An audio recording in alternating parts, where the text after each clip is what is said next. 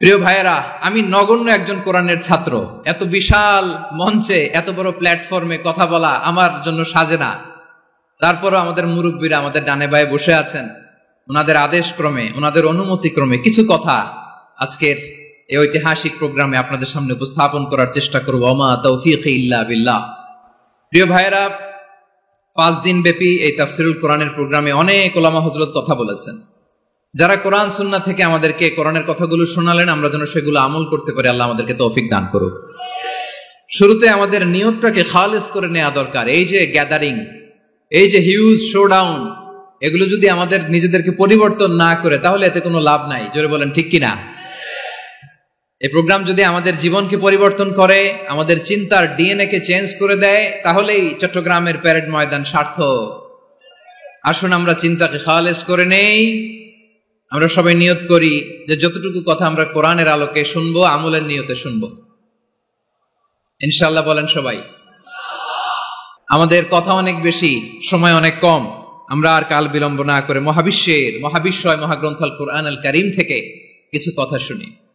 আমি যে টপিকটা নিয়ে আজকের ঐতিহাসিক চট্টগ্রামের প্যারেড ময়দানের তাফসিরুল কোরআন প্রোগ্রামে আলোচনা করব, সেটা হচ্ছে সূরাতু আন-নাহলের 90 নম্বর আয়াত নিয়ে কিছু কথা আমরা উপস্থাপন করবার চেষ্টা করব ইনশাআল্লাহ। আমার খুতবার শুরুতেই আপনারা মোটামুটি আন্দাজ করে ফেলেছেন যে আমি কি নিয়ে আলোচনা করব, কারণ যে আয়াতটি আমি তেলাওয়াত করেছি, এই আয়াতটি প্রায়শই এই ভূখণ্ডে, এই বাংলাদেশে জুমার দিনে খতিব সাহেবরা দ্বিতীয় খুতবার শেষের দিকে পড়ে না? কি কমন পড়ছে? ইন্নাল্লাহা ইয়া'মুরু বিল আদলি ওয়াল ইহসান ওয়া ইতা'i যিল কুরবা ওয়া ইয়ানহা আনিল ফাহশাই ওয়াল মুনকারি ওয়াল বাগি ইয়া'iদুকুম লাআল্লাকুম তাযাক্কারুন। মুখস্থ আছে না সবার? আসুন আমরা এই আয়াতের সরল অর্থ, এর মর্মবাণী, এর সংক্ষিপ্ত তাফসীর সবাই মিলে আজকের এই প্রোগ্রাম থেকে উদ্ধার করার চেষ্টা করি। আপনারা মনোযোগী আছেন তো? ইনশাআল্লাহ। এই আয়াতটা অনেক কম্প্রিহেন্সিভ একটা আয়াত। সাইয়েদনা আব্দুল্লাহ ইবনে মাসউদ রাদিয়াল্লাহু তাআলা আনহু উনি বলেছেন, ইন্নাহা মিন আজমাই আয়াতিল কুরআন। এটা কোরআনের সবচেয়ে জামে মানে আয়াত। যদিও ছোট্ট আয়াত, অল্প কিছু কথামালা, কিন্তু তিনি বলতেন এটা কোরআনের সবচেয়ে জামে মানে সবচেয়ে কম্প্রিহেন্সিভ একটা আয়াত, যেখানে কথা কম, শব্দ কম, কিন্তু এটার দোতনা, এটার আবেদন, এটার মিনিং অনেক বেশি। সুবহানাল্লাহ। এই আয়াতে আল্লাহ তাআলা বেসিক্যালি আমাদেরকে 3টা বিষয়ে আদেশ করেছেন আর 3টা বিষয়ে বারণ করেছেন, মানে নিষেধ করেছেন। আওয়াজ করে বলুন, আদেশ করেছেন কয়টা? প্রিয় চট্টলার ভাইয়েরা, আমার মতো এই যে 3 আঙ্গুল উঁচু করে বলেন, আদেশ করেছেন কয়টা? আবার নিষেধও কয়টা? মানবো তো আমরা ইনশাআল্লাহ? বলেন সবাই। 3 do's and 3 don'ts, do's and don'ts। 3টা আদেশ, 3টা নিষেধ। এই 3টা আদেশ আর 3টা নিষেধের ভেতরে আল্লাহ তাআলা গোটা ইসলামী শরিয়ার মূল নির্যাসকে ঢুকিয়ে দিয়েছেন। সুবহানাল্লাহ। এই ছোট্ট একটা আয়াতে গোটা ইসলামী শরিয়ার, the gist, the cream of the creams, গোটা ইসলামী শরিয়ার মূল নির্যাসকে আল্লাহ ঢুকিয়ে দিয়েছেন। 3টা আদেশ আর 3টা নিষেধ। আসুন আমরা সরাসরি কোরআন থেকে শুনি। সবাই পড়ুন। আউযু বিল্লাহি মিনাশ শাইতানির রাজীম। বিসমিল্লাহির রহমানির রহিম। ইন্নাল্লাহা ইয়া'মুরু বিল আদলি ওয়াল ইহসানি ওয়া ইতা'i যিল কুরবা ওয়া ইয়ানহা আনিল ফাহশাই ওয়াল মুনকারি ওয়াল বাগি ইয়া'ইযুকুম লা'আল্লাকুম তাযাক্কারুন। আল্লাহ তাআলা ইরশাদ করছেন, ইন্নাল্লাহা ইয়া'মুরু বিল আদলি ওয়াল ইহসান। নিশ্চয় আল্লাহ তাআলা তোমাদেরকে ন্যায় বিচারের আদেশ দেন, সদাচরণের আদেশ দেন, নিকট আত্মীয়দেরকে দানের আদেশ দেন। আদেশ কয়টা? আওয়াজ করে সবাই বলুন তো কয়টা? নিশ্চয় আল্লাহ তাআলা তোমাদেরকে ন্যায় বিচারের আদেশ দেন, সদাচরণের আদেশ দেন, তিনি তোমাদের নিকটাত্মীয়দেরকে দানের আদেশ দেন, আর তিনি তোমাদেরকে অশ্লীলতা থেকে নিষেধ করেন, মন্দ কাজ থেকে নিষেধ করেন, অবাধ্যতা সীমা লঙ্ঘন থেকে নিষেধ করেন। তিনি তোমাদেরকে উপদেশ দেন যাতে তোমরা শিক্ষা গ্রহণ করো। সুবহানাল্লাহ। উপদেশ দিচ্ছে স্বয়ং কে? তিনটা জিনিসের আদেশ। ইয়ামুরু বিল আদল, সুবিচার ন্যায় বিচারের আদেশ তিনি দেন। ইহসানের আদেশ দেন, যাতে আমরা ইহসান করি, একে অপরের প্রতি সুবিচার করি, মহানুভবতা দেখায়, অনুগ্রহ দেখায়, আর নিকট আত্মীয়দেরকে যেন আমরা দান করি। এই তিনটা আদেশ তিনি দিয়েছেন। আর কোন তিনটা জিনিস থেকে তিনি বারণ করেছেন? অশ্লীলতা, ফাহশা, মুনকার, মানে সব মন্দ আর অসৎ কাজ, এগুলো থেকে তিনি আমাদেরকে বারণ করেন। ওয়াল বাগি, অবাধ্যতা, সীমা লঙ্ঘন, এই তিনটা কাজ থেকে তিনি আমাদেরকে বারণ করেন। তিনি আমাদেরকে উপদেশ দেন, স্বয়ং আল্লাহ তাআলা আমাদেরকে উপদেশ দেন যাতে করে আমরা শিক্ষা গ্রহণ করি। সুবহানাল্লাহ পড়ে। তাহলে আসুন আমরা ধরে ধরে একটা একটা করে সামনের দিকে আগাই। আল্লাহ তাআলা প্রথমে আমাদেরকে আদেশ দিয়েছেন আদালের। ইন্নাল্লাহা ইয়া'মুরু বিল আদল। আওয়াজ করে বলুন আল আদাল। সবাই পড়ুন আল আদাল। আমরা উর্দু জানি, হিন্দি জানি, অনেকে ইংরেজিও জানি, কিন্তু আরবি শব্দগুলো আমাদের মুখ দিয়ে বেরোতে চায় না। আওয়াজ করে বলুন আল আদাল। মাশাআল্লাহ। ইন্নাল্লাহা ইয়া'মুরু বিল আদল। আল্লাহ তাআলা আমাদেরকে আদলের আদেশ দেন। আদল অনেকে না বুঝলেও আদালত শব্দটা বুঝবেন। আদালত, আদালত, আদালত বুঝেন না? যেখানে বিচার কার্যের ফয়সালা করা হয়, কোর্ট কাচারি আদালত, এটা তো ভেরি কমন। এটা শুনছেন না সবাই? আদালত, যেখানে ন্যায় বিচার হবে, সুশাসন হবে। কিন্তু ভাগ্যের কি নির্মম পরিহাস, ওখান থেকে মিথ্যা সাক্ষী দিয়ে মনমতো রায় দিয়ে দেয়া হয়। এগুলোর পরিবর্তন হওয়ার দরকার আছে না নাই? প্রিয় ভাইয়েরা, আদালত, আল আদল, ইংরেজিতে বলে জাস্টিস, ন্যায় বিচার, সুবিচার, সুশাসন, জাস্টিস, আল আদল, সব জায়গায় এই জাস্টিস থাকা দরকার। Justice should be prevailed in the society. The mission of all prophet was to uphold the justice. সব নবীর মিশন ছিল এই জাস্টিসকে, আদালকে, সুশাসন আর সুবিচারকে নিশ্চিত করা। পড়েন সুবহানাল্লাহ। And the core message of every divine scripture was to uphold justice. পৃথিবীর সব আসমানি কিতাবের মূল শিক্ষা ছিল এই জাস্টিসকে সমাজে এনশিওর করা, সুবিচার, সুশাসনকে এনশিওর করা। তাহলে প্রিয় ভাইরা, আমরা বুঝতে পারলাম আল আদল শব্দের মানে হচ্ছে ইনসাফ বা সুবিচার বা ন্যায় বিচার। এটা হচ্ছে একটা general meaning, very general meaning. আপনি যদি ইন ডেপথ বুঝতে চান, আরো ভেতরে যান, তাহলে আদল মানে হচ্ছে সমন্বয়, আদল মানে হচ্ছে ভারসাম্য, ব্যালেন্স, আদল মানে হচ্ছে মধ্যম পন্থা। সুবহানাল্লাহ পড়েন। কারণ সব সময় সমান সমান হইলেই সুবিচার হয় না। কথা কি বুঝতেছেন? ইসলামের দ্য কনসেপ্ট অফ আদল, এটা এমন আদল, এটা সব সময় সমান সমান নয়। যখন সমান সমান দেয়া দরকার, ইসলাম সমান সমান দেয়। যখন ব্যালেন্স করা দরকার, চেক এন্ড ব্যালেন্স, সমন্বয়, ভারসাম্য করা দরকার, তখন ইসলাম ভারসাম্য করে দেয়। এটার নাম আদল। সুবহানাল্লাহ। সহজ করে আপনাদেরকে বুঝাই। যেমন ধরুন, একটা পরিবারের 3 জন সদস্য, স্বামী, স্ত্রী আর সন্তান। তাদের সকালবেলার ব্রেকফাস্টে স্বামীর, সকালের নাস্তায় স্বামীর 3টা রুটি লাগে, স্ত্রীর 2টা লাগে, আর সন্তানের 1টা রুটি লাগে। এখন আমি যদি সমান সমান করে আদল করতে চাই, সবাইকে যদি 3টা করে রুটি দেই, তাহলে স্বামী বেচারার জন্য ঠিক আছে? কি বলেন? কথা কি বুঝতেছেন না কষ্ট হয়ে যাচ্ছে? যদি সমান সমানের নিয়মে আগাই, তাহলে 3টা করে যদি রুটি দেই, স্বামীর জন্য ওকে, কিন্তু স্ত্রীর জন্য 1টা বেশি হয়ে যায়। আর সন্তানের জন্য কয়টা বেশি হয়? আচ্ছা, এই তো বুঝতেছেন, মাশাআল্লাহ। আচ্ছা, 2টা করে যদি সবাই রে দেয় সমান সমান নীতিতে, তাহলে স্ত্রীর জন্য, স্ত্রী বেচারির জন্য ঠিক আছে, কিন্তু স্বামীর কয়টা কম পড়ে? আর সন্তানের বেশি হয়ে যায় কয়টা? আচ্ছা, সমান সমান নীতিতে সবাইকে যদি সকালের নাস্তার জন্য 1টা করে রুটি দেই, সন্তানের জন্য ঠিক আছে, কিন্তু স্ত্রী বেচারির কম পড়ে কয়টা? স্বামীর কম পড়ে কয়টা? 2টা। কথা কি বুঝতেছেন? আর আমি যদি স্বামীকে দেই 3টা, স্ত্রীকে দেই 2টা, আর সন্তানকে দেই 1টা, তাহলে কারো অপচয় হবে না। যার যতটুকু দরকার ঠিক ততটুকুই কাজে লাগবে। চিল্লায় বলেন ঠিক কিনা? এটাই হচ্ছে ইসলামের আদল, যেখানে যার যতটুকু দরকার তাকে সেখানে ঠিক ততটুকু দিয়ে দেওয়ার নামই হচ্ছে আদল। চিল্লায় পড়েন আল্লাহু আকবার।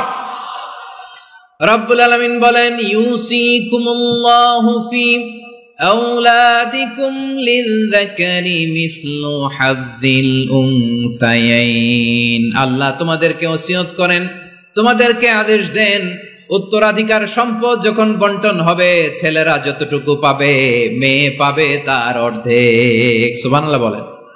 দেখেন, ছেলে যদ্দূর মেয়ে অর্ধেক, ছেলে ডবল পাবে। আপাত দৃষ্টিতে মনে হয় এখানে অবিচার হয়েছে, কিন্তু আসলে কি অবিচার হয়েছে? আপনি বিয়ের ক্ষেত্রে যান, ওইখানে আবার ছেলে মোহরানা দেয়, মেয়ে সেখানে মোহরানা পায়। তাহলে চেক এন্ড ব্যালেন্স, ভারসাম্য, ব্যালেন্স, মধ্যম পন্থা এখানে আছে না নাই? এটাই হচ্ছে ইসলামের আদল। আল্লাহ তাআলা এই আদলের আদেশ দিয়েছেন, সুবিচার, ন্যায় বিচার, সুশাসন এবং ভারসাম্যের আদেশ দিয়েছেন। প্রিয় ভাইয়েরা, একটি শান্তিময় সমাজ, একটা সমৃদ্ধ সমাজ, একটা মানবিক সমাজ যদি আমরা পেতে চাই, এই আয়াতের মধ্যে যতগুলো পয়েন্ট আছে সবগুলোর বাস্তবায়ন লাগবে। কথা বুঝতে পেরেছেন? বলেন, আওয়াজ করে বলেন, আমরা একটা শান্তির সমাজ চাই কি চাই না? আমরা একটা সমৃদ্ধ বাংলাদেশ চাই কি চাই না? আমরা একটা মানবিক বাংলাদেশ চাই কি চাই না? এই আয়াতে আল্লাহ তাআলা একটা মানবিক সমাজের রূপরেখা টেনেছেন। তার প্রথম কথা হচ্ছে, ইন্নাল্লাহা ইয়ামুরু বিল আদল। আল্লাহ তাআলা তোমাদেরকে আদলের নির্দেশনা দেয়, সুবিচার, সুশাসনের নির্দেশনা দেয়। যে সমাজে আদল থাকে না সেই সমাজে জুলুম মানুষের ঘাড়ে চেপে বসে। আদলের বিপরীত হচ্ছে জুলুম। আদলের বিপরীত কি? জুলুম বা জাওর, অত্যাচার, অবিচার, বৈষম্য। এই যে বৈষম্য বিরোধী ছাত্র আন্দোলন কমন পড়ছে? এই যে একজন সমন্বয়ক তো দেখা করলো আমার সাথে। জুলুম মানে হচ্ছে বৈষম্য।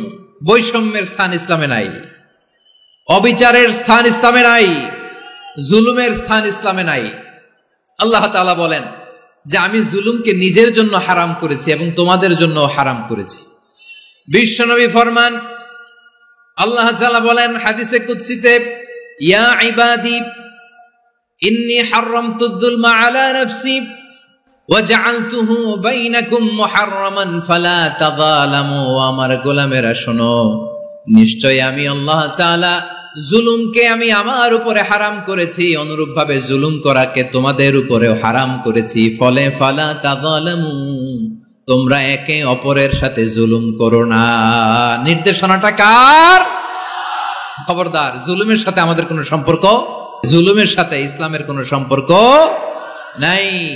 আল্লাহ তাআলা জালিমদের জন্য কঠিন শাস্তি প্রস্তুত করে রেখেছেন। যারা এই আদলকে ভুলুণ্ঠিত করে জুলুমের রাস্তায় হাঁটতে চায়, তাদের প্রাপ্য কিয়ামতের ময়দানে বুঝিয়ে দিবে কে? আল্লাহ তাআলা তাদের প্রাপ্যকে বুঝিয়ে দিবেন। এজন্য বিশ্বনবী বলে, খবরদার, তোমরা ইনসাফ করবে, আদল করবে, জুলুম করবে না। আর যুলমু যুলুমাতুন ইয়াউমাল কিয়ামা, জুলুম কিয়ামতের দিন অন্ধকার হয়ে জালিমের ঘাড়ে চেপে বসবে।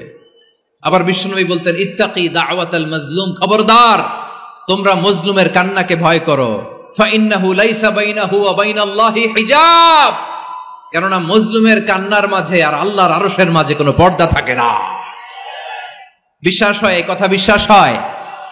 এর জলজ্যান্ত প্রমাণ তো আমরা নিজেরাই দেখলাম। হ্যাঁ, মজলুমের কান্না ফুলে ফেপে মহিরুহ হয়ে, পাহাড়ের মতো হয়ে, বিস্ফোরিত হয়ে জালিমের মসনদকে ছারখার করে দিয়েছে। এর প্রমাণ তো আমরা নিজেরাই তো দেখলাম। জালিমের পরিণতি কি হয় আমরা জীবদ্দশাই তো দেখলাম।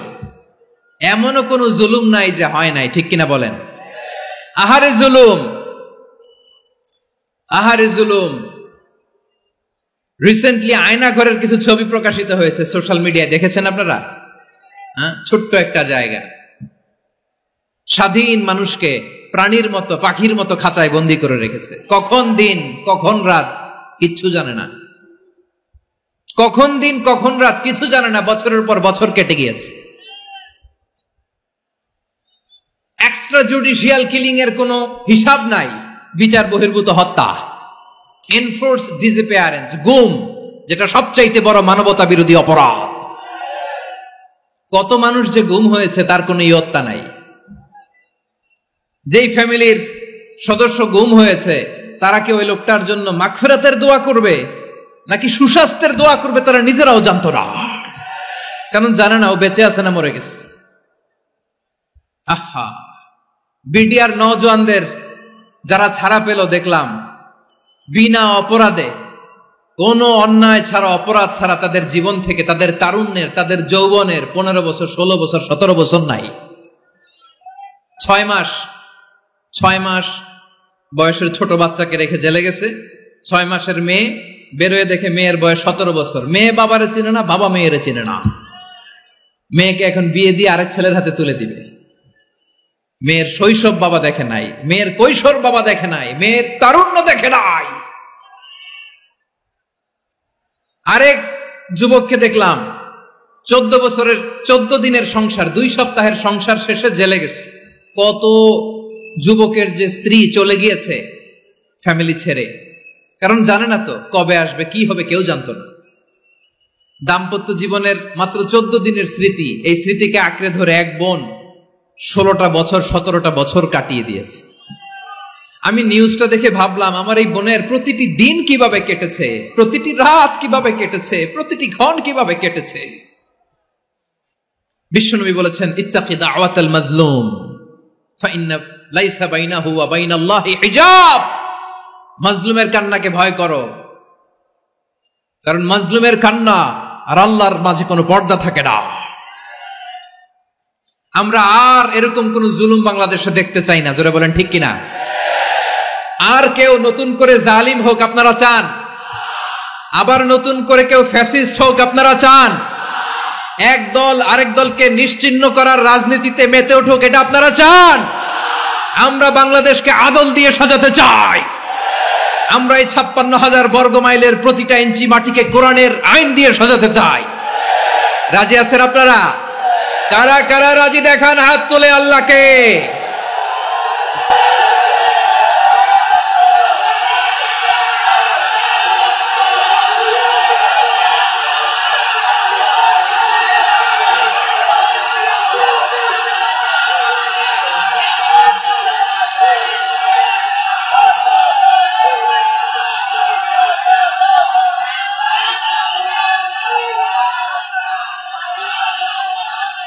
বসুন, আমার প্রিয় বীর চট্টলার তৌহিদি মুসলমান, আমরা আর নতুন করে কেউ জালিম হোক এটা চাই না, নতুন করে আবার কেউ ফ্যাসিস্ট হোক আমরা চাই না, এক দল আরেক দলকে নিশ্চিহ্ন করার রাজনীতি করুক আমরা চাই না। আমরা সুশাসনের বাংলাদেশ চাই,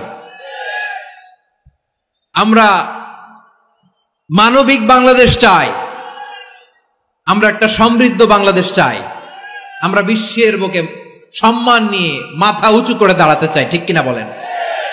আল্লাহ বললেন, এটা যদি তোমরা চাও, একটা সমৃদ্ধ সমাজ যদি বিনির্মাণ করতে চাও, মানবিক সমাজ যদি বিনির্মাণ করতে চাও, আমি তোমাদেরকে সেজন্য প্রথমে আদালতের নির্দেশ দিলাম। ইন্নাল্লাহা ইয়া'মুরু বিল আদল, নিশ্চয় আল্লাহ তাআলা তোমাদেরকে ন্যায় বিচার, সুশাসন এটার আদেশ দেন। সুবহানাল্লাহ।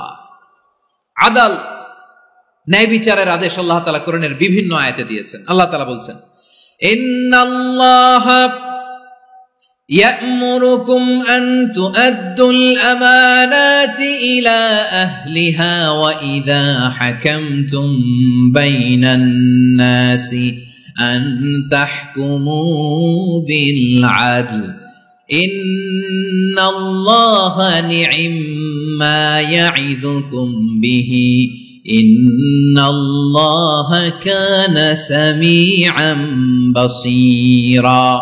আল্লাহ তাআলা বললেন, আল্লাহ আদেশ দিচ্ছেন, যে ব্যক্তি আমানতের হকদার তার হাতে তোমরা আমানত পৌঁছে দাও, আর যখন তোমরা বিচার কার্য করবে, বিচার ফয়সালা করবে, আদালতের সাথে করো। সুবহানাল্লাহ বলেন। ওয়া ইযা হাকামতুম বাইনান নাসি আন তাহকুমু বিল আদল, আদালতের সাথে করবা। আল্লাহ তাআলা বলেন, যারা জাজ হবে, বিচারক হবে, তাদের যদি বাদী বিবাদীর কারো সাথে শত্রুতা থাকে, কারো সাথে যদি কোনো ধরনের রেষারেষি থাকে, আল্লাহ বলেন বিচার কার্য করতে যে ওই শত্রুতা রেষারেষির কারণে আদালতের বাইরে যে অবিচার করে বিচার করো না। ওয়ালা ইয়াজরিমান্নাকুম শানাআনু কওমিন আলা আল্লা তা'দিলু ই'দিলু হুয়া আকরাবু লিত্তাকওয়া ওয়াত্তাকুল্লাহা ইন্নাল্লাহা খাবীরুম বিমা তা'মালুন।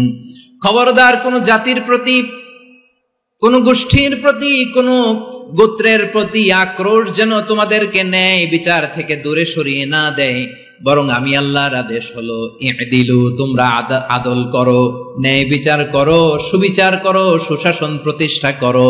হুয়া আকরাবু লিত্তাকওয়া, এটাই তাকওয়ার সবচেয়ে কাছাকাছি। সুবহানাল্লাহ বলেন। কোরআনের বিভিন্ন আয়াতে আল্লাহ তাআলা স্পেসিফিকলি ধরে ধরে বিচার করার সময় আমরা যেন আদল করি সেটা বলেছেন। কোরআনের কোন কোন জায়গায় আল্লাহ তাআলা এই আল আদল শব্দটা ব্যবহার করেছেন। আবার একই জিনিস ইনসাফ, সুবিচার, সুশাসন, ন্যায় বিচার, ন্যায় পরায়ণতা বুঝাতে আল্লাহ তাআলা কখনো কখনো আল কিসত শব্দটা ব্যবহার করেছেন। আওয়াজ করে সবাই বলুন আল কিসত। প্রিয় ভাইরা, সবাই আওয়াজ করে আমার সাথে সাথে বলুন আল কিসত। আল্লাহ তাআলা বলেন ওয়া ইন হাকামতা ফাহকুম বাইনাহুম বিল কিসতি ইন্নাল্লাহা ইউহিব্বুল মুকসিতিন। যখন তুমি বিচার করবে, বিশ্বনবীকে উদ্দেশ্য করে অ্যাড্রেস করে বললেন, নবী হ্যাঁ, ইহুদিরা কোনো বিষয়ে মীমাংসার জন্য যদি আপনার দরবারে আসে, যদি বিচার করতে হয়, খবরদার অবিচার করবেন না। ফয়সালা যেটা করবেন কিসতের সাথে করবেন, ন্যায় পরায়ণতার সাথে করবেন, কারণ ইন্নাল্লাহা ইউহিব্বুল মুকসিতিন, নিশ্চয় আল্লাহ রাব্বুল ইজ্জাত ন্যায় পরায়ণশীলদেরকে বড্ড ভালোবাসেন। সুবহানাল্লাহ বলেন। ন্যায় পরায়ণ লোকদেরকে আল্লাহ তাআলা বড্ড ভালোবাসেন। অন্য আয়াতে আল্লাহ তাআলা বলছেন وَنَضَعُ الْمَوَازِينَ الْقِسْطَ لِيَوْمِ الْقِيَامَةِ فَلَا تُظْلَمُ نَفْسٌ شَيْئًا। আমি কিয়ামতের দিন ন্যায় পরায়ণতার মানদণ্ড স্থাপন করব, যেটাকে আমরা মিজানের পাল্লা বলি। আল্লাহ বলেন ন্যায় বিচারের মানদণ্ড কিয়ামতের ময়দানে আমি আল্লাহ স্থাপন করব। সেদিন কারো প্রতি বিন্দু পরিমাণ, এক চুল পরিমাণ অবিচার করা হবে না, কোনো অবিচার করা হবে না। সেদিন সুশাসন হবে, সুবিচার হবে, ন্যায় পরায়ণতার সাথে বিচার হবে। আওয়াজ করে পড়েন আল্লাহু আকবার। তাহলে প্রিয় ভাইরা, যে তিনটি বিষয়ে আল্লাহ তাআলা আমাদেরকে আদেশ দিয়েছেন, তার প্রথমটা হচ্ছে আদালত, ইনসাফ, সুবিচার, ন্যায় বিচার। এটা আমরা চাই কি চাই না? বিশ্বনবী ন্যায় বিচার, ন্যায় পরায়ণতা, সুশাসন প্রতিষ্ঠিত করেন কি করেন নাই? আপনারা বিশ্বনবীর সিরাত যারা পড়েছেন, আপনি দেখবেন বিশ্বনবীর সিরাতের পরতে পরতে, বাঁকে বাঁকে, সিরাতের বাঁকে বাঁকে এই আদালতের নমুনা মেলে। সুবহানাল্লাহ বলেন। ছোট্ট একটা নমুনা রাসূল সাল্লাল্লাহু আলাইহি ওয়াসাল্লামের আসসিরা আল আতরা থেকে ছোট্ট একটা নমুনা আপনাদের খেদমতে এখানে উপস্থাপন করি। বিশ্বনবী সাল্লাল্লাহু আলাইহি ওয়াসাল্লাম মক্কা বিজয় করলেন ৮ম হিজরিতে। মক্কা বিজয় শেষে তিনি কয়েক সপ্তাহ মক্কাতে অবস্থান করলেন। ইন দ্য মিন টাইম মক্কার একটা ভেরি প্রেস্টিজিয়াস এন্ড ডিগনিফাইড ফ্যামিলির নারী চুরিতে ধরা পড়ল। কিসে ধরা পড়ল? সবাই বলেন কিসে? আমাদের সমাজে আসেনি এটা? আছে? ছোট না বড়? হ্যাঁ, হিসাব করে শেষ করা যায় না। ৩.৫ লাখ কোটি টাকা নাই উন্নয়ন প্রকল্পের নামে। উন্নয়ন প্রকল্পের নামে ৩.৫ লাখ কোটি টাকা নাই। ৩.৫ লাখ কোটি টাকা লিখতে পারবেন আপনি? একটানা লিখতে পারবেন? বুঝতেছেন কত বড় সংখ্যা? বনু মাখজুমিয়া গোত্রের এক নারী মক্কায় চুরিতে ধরা পড়ল। বলেন তো চুরি করলে বিধান কি? কি কাটতে হবে? চুরির বিধান হলো হাত কেটে দাও। দাও সেটা গোপনে নয়, প্রকাশ্যে জনসম্মুখে হাত কেটে দাও। বনু মাখজুমিয়া গোত্রের নারী যখন চুরিতে ধরা পড়লো, সাহাবারা চিন্তায় পড়ে গেলেন। সবে মাত্র মক্কার লোকেরা কালিমা পড়ে মুসলমান হয়েছে, ইসলামের আইন কানুন তেমন জানে না, ইসলামী শরিয়ার সাথে বেশি পরিচিত নয়। এখন যদি বিশ্বনবী চুরির যেই বিধান এটা যদি কায়েম করে হাত যদি কেটে দেয়, না জানি মক্কার লোকেরা আবার বিগড়ে যায়, না জানি মক্কার লোকেরা আবার মুরতাদ হয়ে যায়, না জানি মক্কার লোকেরা ইসলাম থেকে দূরে সরে যায়। চলো চলো সাহাবীরা মিলে পরামর্শ করলেন, চলো বিশ্বনবীর কাছে যে বলি, ও নবী, শুধু কেবলমাত্র একমাত্র এই নারীর জন্য চুরির হাত কাটার বিধানটা আপনি একটু থামিয়ে দেন। চুরির হাত কাটার যে বিধান এখানে একটু রহিত করে দেন, বাকিগুলা কইরেন মদিনাতে যে চলবে, কিন্তু মক্কায় এবারের জন্য মাফ করে দেন। কিন্তু কে বলবে? এই যে পরামর্শ, সাজেশন, এটা কে দিবে বিশ্বনবীর কাছে? সাহাবারা চিন্তায় পড়ে গেলেন। আল্লাহর নবীর সামনে দাঁড়িয়ে আল্লাহর দেয়া হুদুদ, আল্লাহর দেয়া বিধান থামিয়ে দেওয়া, মাফ করে দেওয়া, এই কথা বিশ্বনবীর সামনে বলার সাহস তো কেউ রাখে না। কেউ কেউ বলল, বিশ্বনবীর পালক পুত্র যায়েদ বিন হারেসার সন্তান উসামারে বিশ্বনবী নাতির মতো আদর করে, বড্ড বেশি ভালোবাসে উসামারে। এজন্য সাহাবারা উসামাকে বলতো হিব্বু রাসূলিল্লাহ, বিশ্বনবীর ভালোবাসা। কি বলতো? সাহাবীরা বললেন, বিশ্বনবীর ভালোবাসা হিব্বু রাসূলিল্লাহ, উসামারে পাঠাও। উসামারে বিশ্বনবী নাতির মতো স্নেহ করে, মায়া করে, ভালোবাসে। আমরা পারবো না, উসামা পারবে। সবাই মিলে ফুলিয়ে ফুসিয়ে উসামাকে, ছোট্ট উসামাকে রাজি করালো। উসামা, এমন এমন কথা যে তুমি বিশ্বনবীর কাছে বলতে হবে, পারবা নাকি? উসামা বলে, পারবো। সাইয়েদনা উসামা রাদিয়াল্লাহু তাআলা আনহু তরুণ সাহাবী বিশ্বনবীর কাছে গেলেন, যে বললেন, নবী, বনু মাখজুমিয়া গোত্রের এক নারী চুরিতে ধরা পড়েছে, এবারের জন্য কি এই মহিলাটারে মাফ করে দিলে হয় না? এবারের জন্য একটু ক্ষমা করা যায় না নবী? বিশ্বনবী বলেন, আতাশফাউ ফি হাদ্দিম মিন হুদুদিল্লাহ, তোমার এত বড় সাহস উসামা, তুমি আল্লাহর হাদ, আল্লাহর দেয়া বিধান, এটার ব্যাপারে সুপারিশ করতে এসেছো? তোমরা কি জানো তোমাদের আগে যত কওম, যত গোত্র, যত জনপদ ধ্বংস হয়েছে তার কারণ ছিল তাদের মধ্যে গরিবরা অন্যায় করলে তারা বিচার করত, আর ধনীরা অন্যায় করলে তারা মাফ করে দিত। খবরদার! ওয়া আইমুল্লাহ লাউ আন্না ফাতিমাতা বিনতি মুহাম্মাদিন সারাকাত লাকাতা মুহাম্মাদুন ইয়াদাহা।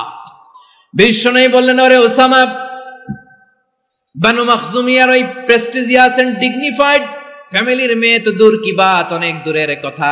জেনে রেখো ওসামা, আমার কলিজার টুকরা, নয়নের পুটুলি ফাতেমাও যদি মক্কার জমিনে আজকে এই চুরির দায়ে ধরা পড়তো, আমি বিশ্বনবী মুহাম্মাদুর রাসূলুল্লাহ ধরে ফাতেমার ডান হাতটা কেটে দিতে এক বিলম্ব দেরি করতাম না।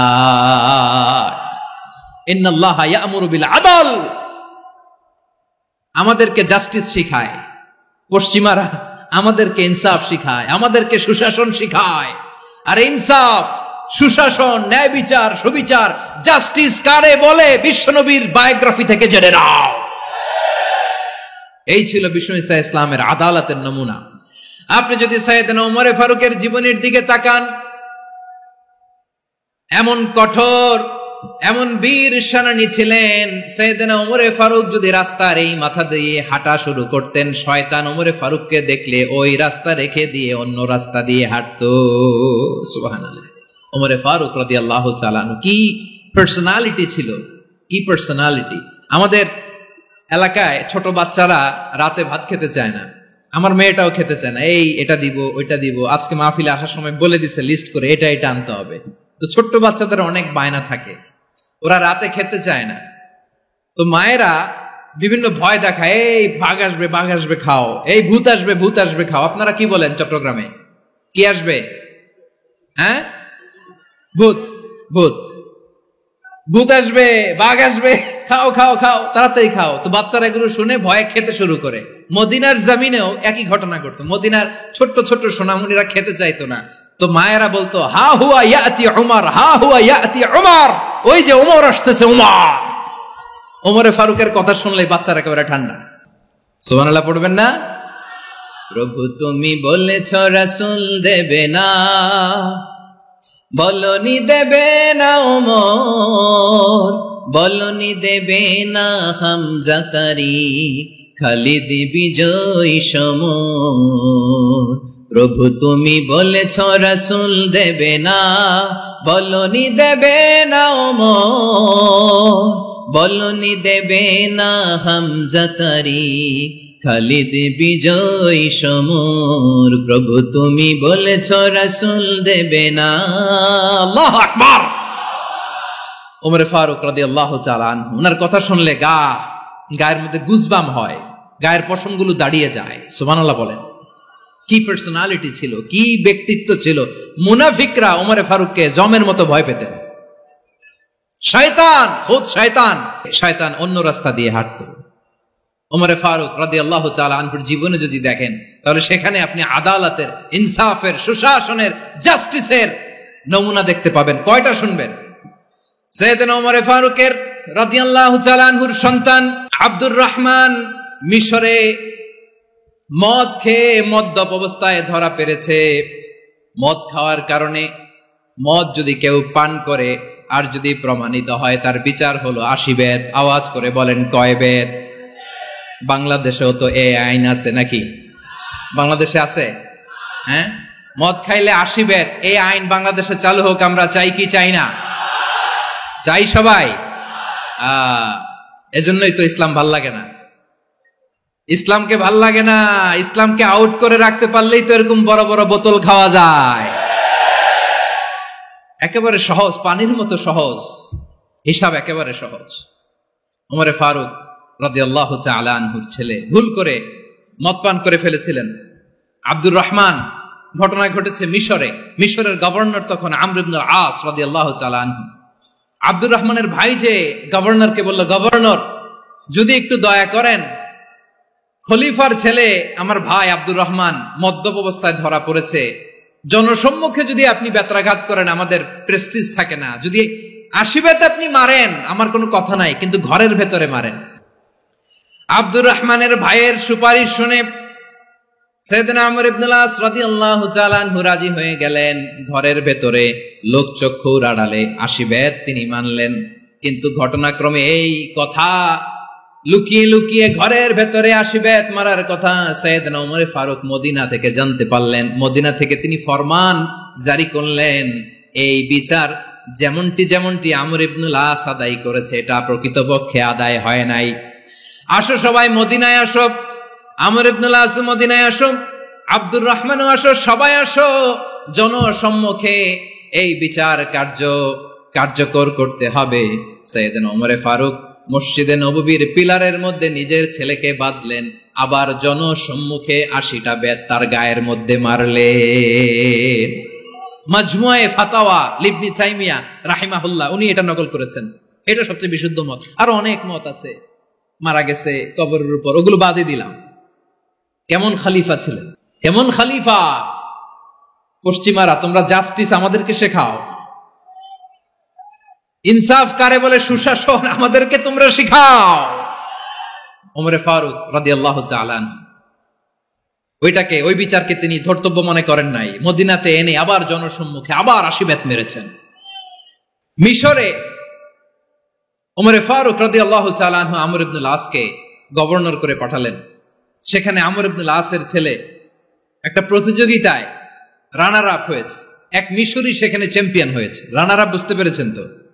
রানার আপ সেকেন্ড হয়েছে, এক মিশরি হয়েছে চ্যাম্পিয়ন প্রথম। কিন্তু গভর্নরের ছেলে ও জিততে পারে নাই। ও রাগে ওই মিশরির গায়ের মধ্যে কয়েকটা লাঠি দিয়ে বাড়ি মেরেছে। মিশরি যে মদিনাতে ওমরে ফারুকের কাছে বিচার দিলেন, আপনার গভর্নরের ছেলে অন্যায়ভাবে আমার গায়ে হাত তুলেছে। সাইয়েদনা ওমরে ফারুক আবার ফরমান জারি করলেন, আসো মদিনাতে আসো। মিশরীকে ডাকলেন। ওই মিশরের গভর্নর আমর ইবনে আস রাদিয়াল্লাহু তাআলা আনহুকে ডাকলেন, তার ছেলেকেও ডাকলেন। সবাই বসে রইল। আমর ইবনে আস রাদিয়াল্লাহু তাআলা আনহু মাথা নিচু করে বসে আছেন, লজ্জায় কাচুমাচু। হায় হায়, আজকে আমার ছেলের কারণে আমিরুল মুমিনিন খলিফাতুল মুসলিমিন ওমরে ফারুকের কাছে আমি জনসম্মুখে লজ্জিত হচ্ছি। সাইয়েদনা ওমরে ফারুক বললেন, এই নাও লাঠি, গভর্নরের ছেলে তোমার মাথার মধ্যে যতগুলো বাড়ি মেরেছে, আজকে জনসম্মুখে তুমি অতগুলা বাড়ি মারো। মিশরি বলে, থাক, আপনি যে ডেকে আনছেন সবার সামনে এটা বলছেন, এতেই আমি খুশি। আল্লাহু আকবার!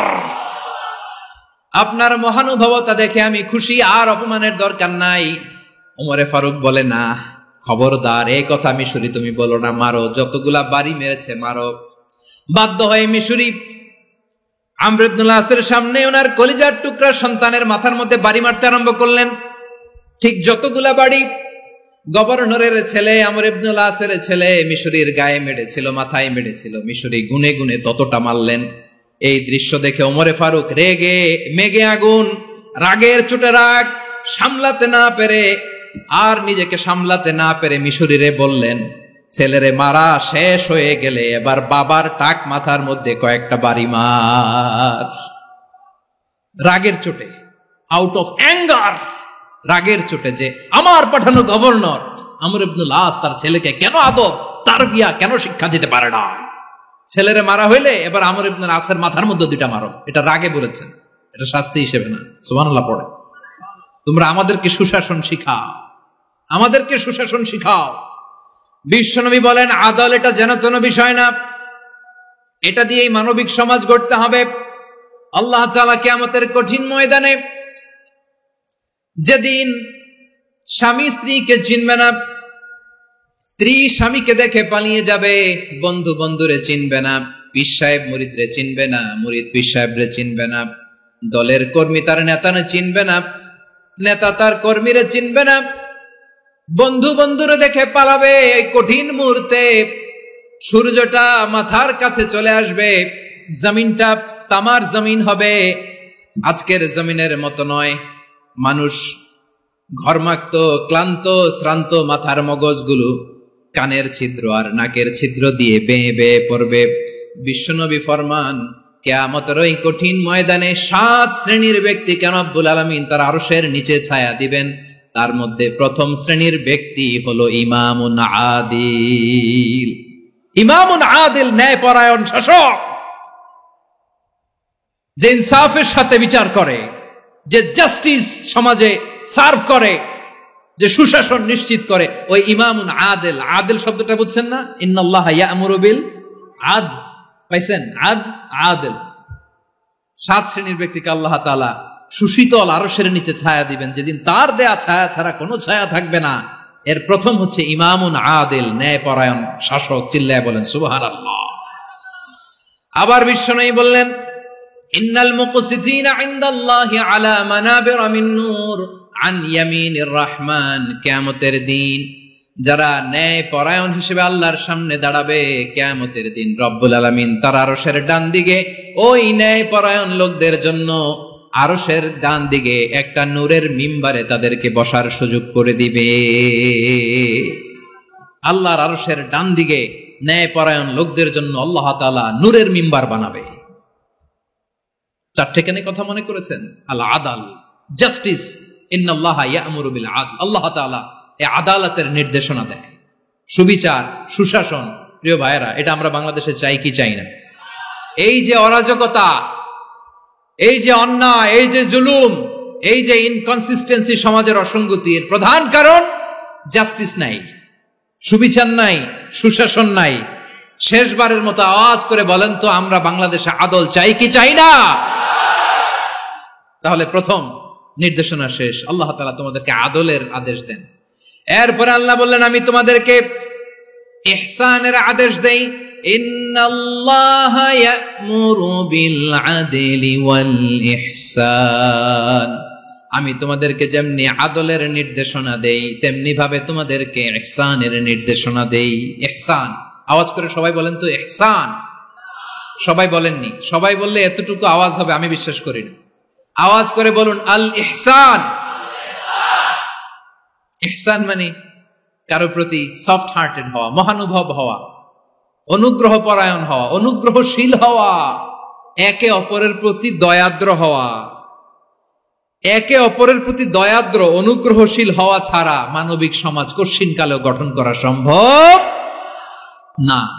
প্রিয় ভাইয়েরা, সুন্দর আচরণ দিয়ে, ইহসান দিয়ে যা জয় করা যায়, নরম আচরণ দিয়ে যেটা অর্জন করা যায়, কঠোরতা দিয়ে সেটা পারা যায় না। বিষ্ণু ঈসা ইসলাম ইহসান দিয়ে, কোমল আচরণ দিয়ে, তার অনুগ্রহ দিয়ে তিনি অনেক কাফিরের হৃদয়কে জয় করে ফেলেছেন। সাইয়েদনা সুমামা ইবনে উসাল রাদিয়াল্লাহু তাআলা আনহুর কথা মনে পড়ে যায়। তিনি ছিলেন ইয়ামামার বাদশা। মদিনাতে বিশ্বনবীকে হত্যা করার নিয়তে এসেছিলেন। গোপনে গোপনে বিশ্বনবীকে হত্যা করে আবার ইয়ামামাতে তিনি ফিরে যাবেন। কিন্তু কি অবাক করা কাণ্ড, হত্যা করতে পারে নাই, সাহাবাদের হাতে তিনি ধরা পড়ে গেলেন। সাইয়েদনা সুমামা ইবনে উসাল রাদিয়াল্লাহু তাআলা আনহু হত্যার নিয়তে আসলেন, কিন্তু হত্যা করতে পারলেন না। সাহাবারা ওনাকে ধরে ফেললেন, ধরে মসজিদে নববীর পিলারের মধ্যে বেঁধে রাখলেন। সুমামা ইবনে উসাল, সিরাত থেকে শুনি, সিরাত থেকে শোনাচ্ছি রাদিয়াল্লাহু তাআলা আনহু। ইয়ামামার অধিপতি ছিলেন। ইয়ামামা বিশ্বনবীকে হত্যার জন্য আসছেন, ধরা পড়ে গেছেন, এখন মসজিদে নববীতে বেঁধে রাখছে, তার মানে বন্দী। এখন স্ট্যাটাস কি? বন্দী, ক্যাপটিভ। বিশ্বনবী সাল্লাল্লাহু আলাইহি ওয়াসাল্লাম সাহাবাদেরকে বললেন, তার খোঁজ খবর নিও, সুমামা ইবনে উসালের খোঁজ খবর নিও। সাহাবারা বলেন, ইয়া রাসূলুল্লাহ, আপনাকে হত্যা করতে এসেছে, তার তো কঠিন ক্যাপিটাল পানিশমেন্ট হওয়া দরকার, কঠিন শাস্তি হওয়া দরকার। বিশ্বনবী বললেন, না, আমি যেটা জানি তোমরা সেটা জানো না, তোমরা সুমামার সাথে ভালো আচরণ করো। বিশ্বনবী সুমামার কাছে গেলেন। প্রথম দিন যে তিনি কালেমার দাওয়াত দিলেন, ঈমানের দাওয়াত দিলেন, ইসলামের দাওয়াত দিলেন, রিসালাতের দাওয়াত দিলেন, আখিরাতের দাওয়াত দিলেন। পরের দিন যে বিশ্বনবী সালাতের দাওয়াত দিলেন, যাকাতের দাওয়াত দিলেন, ইসলাম কি, কিভাবে, কেমন করে পালন করতে হয় চমৎকার আর্টিকুলেট করতে শুরু করলেন। তন্ময় হয়ে সুমামা ইবনে উসাল রাদিয়াল্লাহু তাআলা আনহু বিশ্বনবীর কথাগুলো শুনতে আরম্ভ করলো। একদিন নয়, 2 দিন নয়, টানা 3 দিন বিশ্বনবী সুমামার কাছে ইসলামকে প্রেজেন্ট করেছেন, উপস্থাপন করেছেন। আওয়াজ করে বলেন, কয় দিন? 3 দিন। 3 দিন মসজিদে নববীতে বাঁধা। আর সাহাবীদেরকে বললেন, তার খোঁজ খবর নিও, তোমরা যে রুটি বানাও এর মধ্যে সবচেয়ে ভালো আটার রুটিটা তারে দিও, সবচেয়ে রিফাইন্ড খেজুর, যেটা পিওর খেজুর, এটা তারে দিও। আর বিশ্বনবী নিজের উট থেকে দুধ দহন করে ওনার বাড়ির এক কর্মচারীকে বলেছেন, দুধ দহন করে সুমামার জন্য নিয়ে যেও। সুবহানাল্লাহ পড়বেন না? সবাই তো অবাক, ইয়ামামা থেকে আসছে নবীকে হত্যা করতে, বিশ্বনবী দেখে তারে জামাই আদর করে, তাকে মজার মজার খাবার দিও, দুধ দিও, আদর আপ্যায়ন করো। 1 দিন নয়, 2 দিন নয়, টানা 3 দিন বিশ্বনবী এভাবে সুমামার কাছে যে ইসলামকে প্রেজেন্ট করতে আরম্ভ করলেন, ইসলামকে উপস্থাপন করতে শুরু করলেন। আর তাকে চমৎকার এন্টারটেইনমেন্ট, আপ্যায়ন দিতে আরম্ভ করলেন। টানা 3 দিন যখন ইসলামের দ্য বিউটিজ অফ ইসলাম, ইসলামের সুমহান বাণী, সৌন্দর্য তার কাছে উপস্থাপন শেষ, বিশ্বনবী বললেন সাহাবাদেরকে, যাও এবার সুমামার হাতের পায়ের রশি দুটো খুলে দাও। সাহাবারা বললেন, ইয়া রাসূলুল্লাহ, কি বলেন আপনি? ও তো হত্যাকারী, সুযোগ পায় নাই, আপনারে মারতে পারে নাই, ছেড়ে দিলে আবার ও আপনার উপর তলোয়ার নিয়ে ঝাঁপিয়ে পড়বে। নবী, এই সিদ্ধান্ত আপনি নিতে যাবেন না। বিশ্বনবী বললেন, যেটা বলেছি সেটা করো, সুমামার রশিগুলো ছেড়ে দাও, সুমামার হাতে পায়ের রশিগুলো যে তোমরা খুলে দাও। সাহাবারা তর্ক জুড়ে দিলেন, লা ইয়া রাসূলুল্লাহ, এমনটা করবেন না, তো ভয়ঙ্কর, ভয়ঙ্কর খুনি, কি জানি কি হয়ে যায়। বিশ্বনবী বললেন, না, তার হাতে পায়ের রশিগুলো খুলে দাও। সাহাবারা বিশ্বনবীর কথা মতো তার হাতে পায়ের রশিগুলো খুলে দিল। সুমামা মুহূর্তের মধ্যে মসজিদে নববী থেকে বের হয়ে ইয়ামামায় ফিরে না যে মসজিদে নববীর পাশে একটা খেজুর বাগান ছিল, সেখানে চলে গেলেন। সেখানে একটা ছোট্ট কুয়া ছিল, কুয়ার পানি দিয়ে তিনি গোসল করলেন। সুবহানাল্লাহ পড়েন। কুয়ার পানি দিয়ে গোসল করে মসজিদে নববীর সামনে এসে বিশ্বনবী এবং সাহাবাদের সামনে দাঁড়িয়ে সাব্বাবা উঁচু করে বললেন, আশহাদু আল্লা ইলাহা ইল্লাল্লাহ ওয়া আশহাদু আন্না মুহাম্মাদান আবদুহু ওয়া রাসূলুহু। আল্লাহু আকবার। আমি সাক্ষ্য দিচ্ছি আল্লাহ ছাড়া কোনো ইলাহ নাই, আর মুহাম্মদ আল্লাহ তাআলার প্রেরিত বান্দা এবং রাসূল।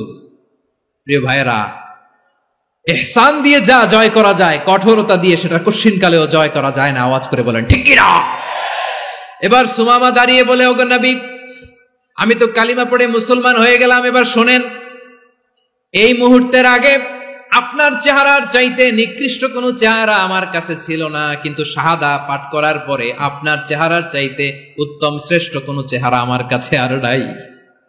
ও নবী, আজকের দিনের আগে ইসলাম ধর্মের চেয়ে নিকৃষ্ট অপছন্দনীয় কোনো ধর্ম আমার কাছে ছিল না, কিন্তু এই মুহূর্ত থেকে ইসলামের চেয়ে সেরা শ্রেষ্ঠ পছন্দনীয় কোনো ধর্ম আমার কাছে নাই।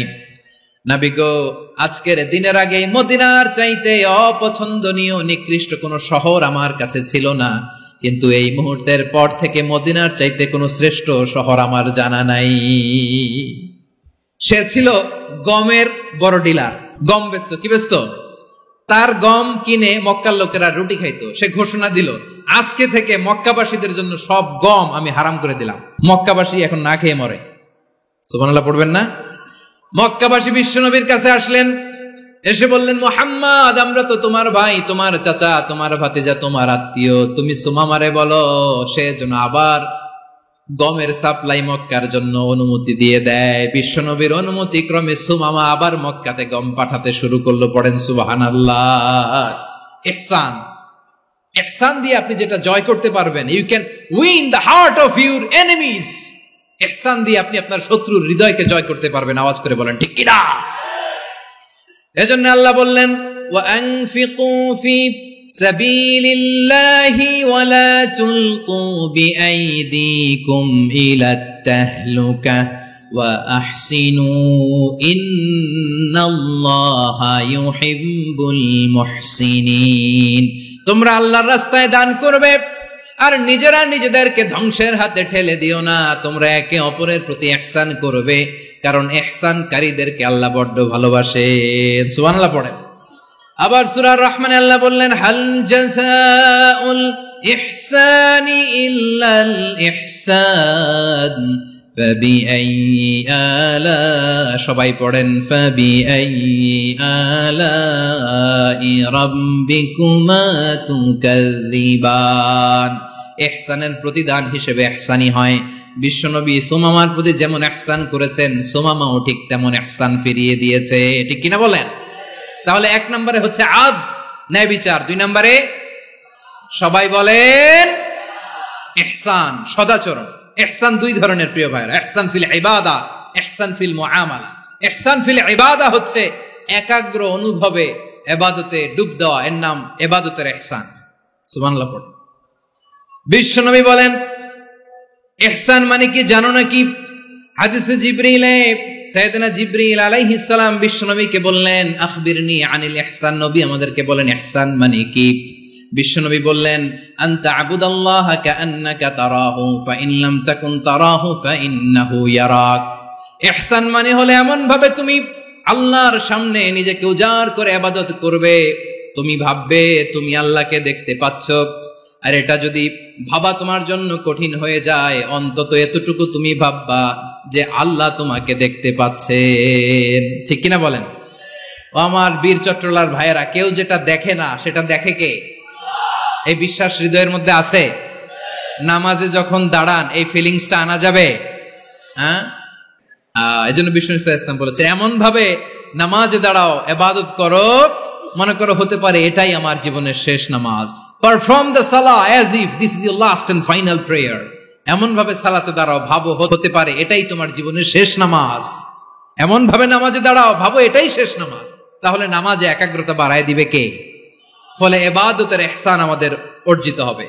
আর মুআমালাতে ইহসান হলো, বিশ্বনবী বলেন, ইন্নাল্লাহা তাবারাকা ওয়া তাআলা কাতাবাল ইহসানা আলা কুল্লি শাই ফাইদা কাতালতুম ফাআহসিনুল কিতলা ওয়া ইযা যাবাহতুম ফাআহসিনুয যাবহা ওয়ালিউহিদ্দা আহাদুকুম শাফরাতাহু ওয়ালিউরিহ যাবিহাতাহু। ইহসান দুই ধরনের। আওয়াজ করে বলতে হবে কয় ধরনের? সবাই বলুন আওয়াজ করে, কয় ধরনের? একটা হচ্ছে ইহসান ফিল ইবাদা, ইবাদতে ইহসান। ইবাদতে ইহসান কি? একাগ্র অনুভব দিয়ে ইবাদত করা, মন প্রাণ দিয়ে ইবাদত করা। আর মুআমালাতে ইহসান কি? সব কাজে, দৈনন্দিন কাজে, কর্মে, সামাজিক অ্যাক্টিভিটিতে কোমলতা প্রদর্শন করা, অনুগ্রহের সাথে সবকিছু করা। আল্লাহ তাআলা ইন্নাল্লাহা তাবারাকা ওয়া তাআলা কাতাবাল ইহসানা আলা কুল্লি শাই, তিনি সব কিছুর ব্যাপারে ইহসানকে আবশ্যক করেছেন। সবকিছু, মুমিনের সব কাজে ইহসানের পরশ থাকবে। ওয়া ইযা কাতালতুম ফাহসিনুল কিতলা। আচ্ছা, কুরবানির দিন আমরা পশুগুলোরে কি করি বলেন সবাই আওয়াজ করে? জবাই। জবাই মানে তো এটার মেরেই ফেলতেছি, একটু পরে তো টুকরো টুকরো করে গোশতগুলো খাবো, এটা তো খাবো, এটা তো মেরেই ফেলবে। বিষ্ণু বলে না, জবাইয়ের মধ্যেও মুমিনের জবের ভেতরেও ইহসানের পরশ থাকা চাই। যখন জবাই করবে প্রাণীটাকে হাত পা টাইট করে বেঁধে নাও, ছুরিটাকে শার্পেন করে নাও, ধারালো করে নাও, যাতে অল্প সময়ে জবাইটা হয়ে যায়, প্রাণীটা যাতে কম কষ্ট পায়। সুবহানাল্লাহ পড়েন। দিস ইজ কল্ড ইহসান। ইহসান আল্লাহ তাআলা যেমনি আদলের আদেশ করেছেন, ন্যায় বিচার, জাস্টিস এনশিওর করতে বলেছেন, সমাজে ইহসানের ব্যবহার, ইহসানের অনুশীলন তিনি করতে বলেছেন। এজন্য মুমিনের প্রতিটি কাজে, আমার চট্টগ্রামের ভাইরা আমার দিকে তাকান, খেয়াল করে শুনুন, মুমিন জীবনের প্রতিটি কাজে ইহসানের পরশ থাকা চাই। আমরা যেন আমাদের পরিবারের প্রতি ইহসান করি, আমরা যেন আমাদের কর্মচারীদের প্রতি ইহসান করি, আমরা যেন আমাদের কলিগদের প্রতি ইহসান করি, আমরা যেন আমাদের ভাইদের প্রতি ইহসান করি। মুমিন জীবনের প্রতি কাজে ইহসানের পরশ থাকার দরকার আছে না নাই? কথা বুঝতে পেরেছেন? তাহলে আল্লাহ তাআলার 3টা আদেশ ছিল, কয়টা গেল? ভুলে গেছে চট্টগ্রাম। 3টা আদেশের মধ্যে কয়টা বললাম? প্রথমে কি ছিল? আদল। 2 নম্বরে, 3 নম্বরে রব্বুল আলামিন বললেন ওয়া ইতাইদিল কুরবা, নিকটাত্মীয়দেরকে দান করো, নিকটাত্মীয়দেরকে দাও, যারা তোমাদের ব্লাড কানেকশনের আত্মীয় তাদেরকে তোমরা দাও। এখানে জেনারেলি বললেন দাও, কি দিব সেটা তিনি এখানে বলেন নাই, সেটা তিনি সূরাতুল ইসরার মধ্যে বলেছেন। আল্লাহ বলেন ওয়া আতিদাল কুরবা হাক্কা, নিকটাত্মীয়দেরকে তাদের অধিকার, তাদের প্রাপ্য তোমরা বুঝিয়ে দাও। দেখেন, একটা শান্তির সমাজ, একটা সমৃদ্ধ সমাজ, একটা মানবিক সমাজ গঠনের জন্য আল্লাহ তাআলা বেশি না, মাত্র 3টা অর্ডার, 3টা ভার্ডিক্ট তিনি জারি করেছেন। 1 নাম্বার সুশাসন, ন্যায় বিচার। 2 নাম্বার ইহসান। 3 নাম্বার নিকটাত্মীয়, যারা কাছের, তোমার ভেরি ক্লোজ রিলেশনশিপে আছে, তাদেরকে দাও। দাও, দিলে বাড়িয়ে দেয় কে? অনেকে দিতে চায় না, কৃপণতা করে। দিলে বাড়ায় দেয় কে? মিয়া, মদিনার মধ্যে সবচাইতে গরিব সাহাবী ছিল বেলাল রাদিয়াল্লাহু তাআলা আনহু। ওনার এন্টায়ার অ্যাসেট, সম্পদের পরিমাণ কতদূর জানেন? একটা লুঙ্গি। বেলাল রাদিয়াল্লাহু তাআলা আনহু, ওনার টোটাল ওয়েলথের এস্টিমেশন হচ্ছে মাত্র একটা লুঙ্গি। একটা লুঙ্গি, টোটাল ওয়েলথ এস্টিমেশন, টোটাল সম্পদের পরি বেলাল রাদিয়াল্লাহু তাআলা আনহুর কি ছিল? কথা বোঝে নাই বোধহয়, কি ছিল? ওই বেলাল রাদিয়াল্লাহু তাআলা আনহুকে বিষ্ণু ইসলাম বলেছেন আনফিক ইয়া বেলাল, ও বেলাল তুমিও দাও। ওয়ালা তাখশা মিন যিল আরশি ইখলালা, আরশের অধিপতির তো কোনো ঘাটতি নাই, তুমি দিলে ওই আল্লাহ তোমারে বাড়ায় দিবে। এজন্য আমার প্রিয় ভাইয়েরা, দিলে কমে না, দিলে বাড়ে। অনেকে ধরে রাখে, নতুন কিছু নিতে পারে না, হাত দিয়ে যেটা ধরে রেখেছেন এটা দিয়ে দেন, বড় একটা ধরার সুযোগ পাবেন। জোরে বলেন ঠিক কিনা? ধরেন 5 কেজি ওজনের একটা ধরে রাখছেন, এখন 10, এটা না ছাড়লে 10 কেজি ধরতে পারবেন আপনি? আচ্ছা, 10 কেজির জিনিস একটা আছে হাতে, ওইটা যদি ছেড়ে দেন তাইলেই না 15 কেজি ধরতে পারবেন। কথা বলেন ঠিক কিনা? তাহলে দিলে বাড়িয়ে দেয় কে? রব্বুল আলামিন বললেন 3 নাম্বার আদেশ হলো তোমাদের প্রতি সমাজটারে কেমন করে মানবিক সমাজ, সুন্দর সমাজ গড়বা। 3 নাম্বার আদেশ হলো ওয়া আতিদাল কুরবা হাক্কা, নিকটাত্মীয়দেরকে তাদের প্রাপ্য বুঝিয়ে দাও। এই নিকটাত্মীয়দেরকে তাদের অধিকার বুঝিয়ে দেওয়া, প্রাপ্য বুঝিয়ে দেওয়াতে আমাদের গাফলতি আছে না নাই? চট্টগ্রামে নাই? মাশাআল্লাহ আছে। অনেকে দেখবেন অনেক আল্লাহওয়ালা, তাহাজ্জুদ গুজার, সেজদা দিতে দিতে কপালে কালো দাগ ফেলে দিছে, সে তার বোনের হকটা আদায় করে নাই। আছে না নাই? হ্যাঁ, এখানেও আছে। সর্বনাশ। অনেক বড় হাজী সাহেব, বিশাল লম্বা দাড়ি, ছেলেরে সব দিয়ে দিছে, মেয়েরে কিছু দেয় নাই, মেয়ের হক আদায় করে নাই। আছে না নাই? এই হাজী সাহেবেরা, এই আল্লাহওয়ালারা কিয়ামতের ময়দানে আটকে যাবে। আপনি অন্যের অধিকার নষ্ট করেছেন, তাদের রাইটস কে ভায়োলেট করেছেন। এজন্য আল্লাহ তাআলা বলেন, কারো অধিকার যদি কেউ নষ্ট করে, ওই সমাজটা মানবিক সমাজ কঠিনকালেও হতে পারে না। এজন্য 3 নম্বর আল্লাহ বললেন ওয়া ইতাইদিল কুরবা, নিকটাত্মীয়দেরকে দাও। কি দিবা? তাদের অধিকার দিয়ে দাও। বোনের অধিকার বুঝিয়ে দাও, মেয়ের অধিকার বুঝিয়ে দাও, ফুফুর অধিকার বুঝিয়ে দাও। দেখবেন অনেক মায়েরা ছেলের পাতে মুরগির রান দেয়, মেয়ের পাতে দেয় মুরগির ঠ্যাং। এরকম আছে না নাই? ছেলেরা কি দেয়? মুরগির। মেয়ের পাতে কি দেয়? তো মেয়ের কি মুরগির রান খেতে মনে চায় না? মনে চায় না? এমনটা করা যাবে না। নিকটাত্মীয়দেরকে অধিকার দিয়ে দাও, নিকটাত্মীয়ের সাথে সুসম্পর্ক রাখো। আদেশটা কার? এজন্য প্রিয় ভাইয়েরা, জীবনে যদি বারাকা অর্জন করতে চান, নিকটাত্মীয়দের সাথে সুসম্পর্ক রাখতে হবে। তাদের জন্য উপহার পাঠাতে হবে। বিশ্বনবী বলেন, লা ইয়াদখুলুল জান্নাতা কাতে, যে ব্যক্তি আত্মীয়তার সম্পর্ককে ছিন্ন করে দেয় সে কশিন কালেও আল্লাহর জান্নাতে ঢুকবে না। আপনি কি এটারে সহজ হাদিস মনে করছেন? এটা সহজ কথা? আপনি ভাবছেন আপনার নামাজ আপনারে বাঁচাতে পারবে, আপনার রোজা বাঁচাতে পারবে, আপনার তাহাজ্জুদ আপনারে বাঁচাতে পারবে? আপনি অধিকার নষ্ট করলে কিছুই আপনারে বাঁচাতে পারবে না। এজন্য নিকট আত্মীয়দেরকে দিতে হবে বেশি বেশি। বিশ্বনবী বলেন, ইন্না সাদাকাতা আলাল মিসকিনি সাদাকা ওয়া আলা যির রাহিমি ইসনাতান সাদাকাতুন ওয়া সিলা। মিসকিনরে দান করলে শুধু দানের সওয়াব হয়, নিকট আত্মীয়কে দান করলে দুইটার সওয়াব হয়, সাদাকার সওয়াব হয়, আবার আত্মীয়তার বন্ধন অটুট রাখার সওয়াব হয়ে যায়। আবার বিশ্বনবী বললেন, মান সাররাহু আইয়ুবসাতা লাহু ফি রিজকিহি ওয়া ইউনসা লাহু ফি আসারিহি ফালইয়াসিল রাহিমা। যে ব্যক্তি তার রিজিকের প্রশস্ততা চায় আর হায়াতে বরকত চায়, সে যেন তার আত্মীয়ের সাথে সুসম্পর্ক রাখে। আমার প্রিয় চট্টলার ভাইয়েরা, আমাদের রিজিক বাড়ুক, এটা আমরা চাই কি চাই না? সবাই চান? হ্যাঁ, আমাদের রিজিকে প্রশস্ততা আসুক, চাই কি চাই না? আমাদের হায়াতে বরকত আসুক, আমরা চাই কি চাই না? এই দুইটা যদি চান তাহলে নিকট আত্মীয়দের সাথে সুসম্পর্ক রাখবেন, পারবেন? তাহলে সমাজটারে মানবিক সমাজ বানায় দিবে কে? তিনটা আদেশ চলে গেল। কয়টা? আওয়াজ করে বলেন। 1 নম্বরে কি ছিল? 2 নম্বরে, 3 নম্বরে নিকট আত্মীয়দেরকে দান। আমার প্রিয় ভাইয়েরা, আল্লাহ তাআলা তিনটা জিনিসের যেমনি আদেশ করেছেন, অনুরূপভাবে তিনটা বিষয় তিনি বারণ করেছেন, নিষেধ করেছেন। ওগুলোর কাছেও যাওয়া যাবে। শুনবেন। রাব্বুল আলামিন বলেন, ওয়ায়ানহা আনিল ফাহশাই ওয়াল মুনকারি ওয়াল বাগি। আমি যেমনি তিনটি বিষয়ে আদেশ করলাম, অনুরূপভাবে তিনটি বিষয়ে বারণ করলাম, নিষেধ করলাম। আমার 1 নাম্বার নিষেধাজ্ঞা হলো অশ্লীলতার প্রতি। ফাহশা, ওয়ায়ানহা আনিল ফাহশা, আল্লাহ তাআলা অশ্লীলতাকে নিষেধ করেছেন। কোন জিনিসকে? সবাই বলুন, কোন জিনিসকে? যত ধরনের, যত টাইপের, যত ক্যাটাগরির অশ্লীলতা হতে পারে সব অশ্লীলতাকে হারাম করেছেন কে? ফাহশা মানে কি? কথায়, কাজে, আচরণে, কমেন্ট, ফেসবুকের কমেন্টসে যত ধরনের নোংরামো আছে, যত ধরনের অশ্লীলতা আছে, এটাকে আরবিতে বলে ফাহশা। এটাকে কি বলে? রাব্বুল আলামিন বলেন, কুল ইন্নামা حرم ربي الفواحش ما ظهر منها وما بطن। ও নবী, আপনি বলে দেন, আমার রব প্রকাশ্য অপ্রকাশ্য, স্পষ্ট কিংবা অস্পষ্ট, দৃশ্যমান কিংবা অদৃশ্যমান সব অশ্লীলতাকে হারাম করেছেন। সব ধরনের অশ্লীলতা হারাম, সব ধরনের।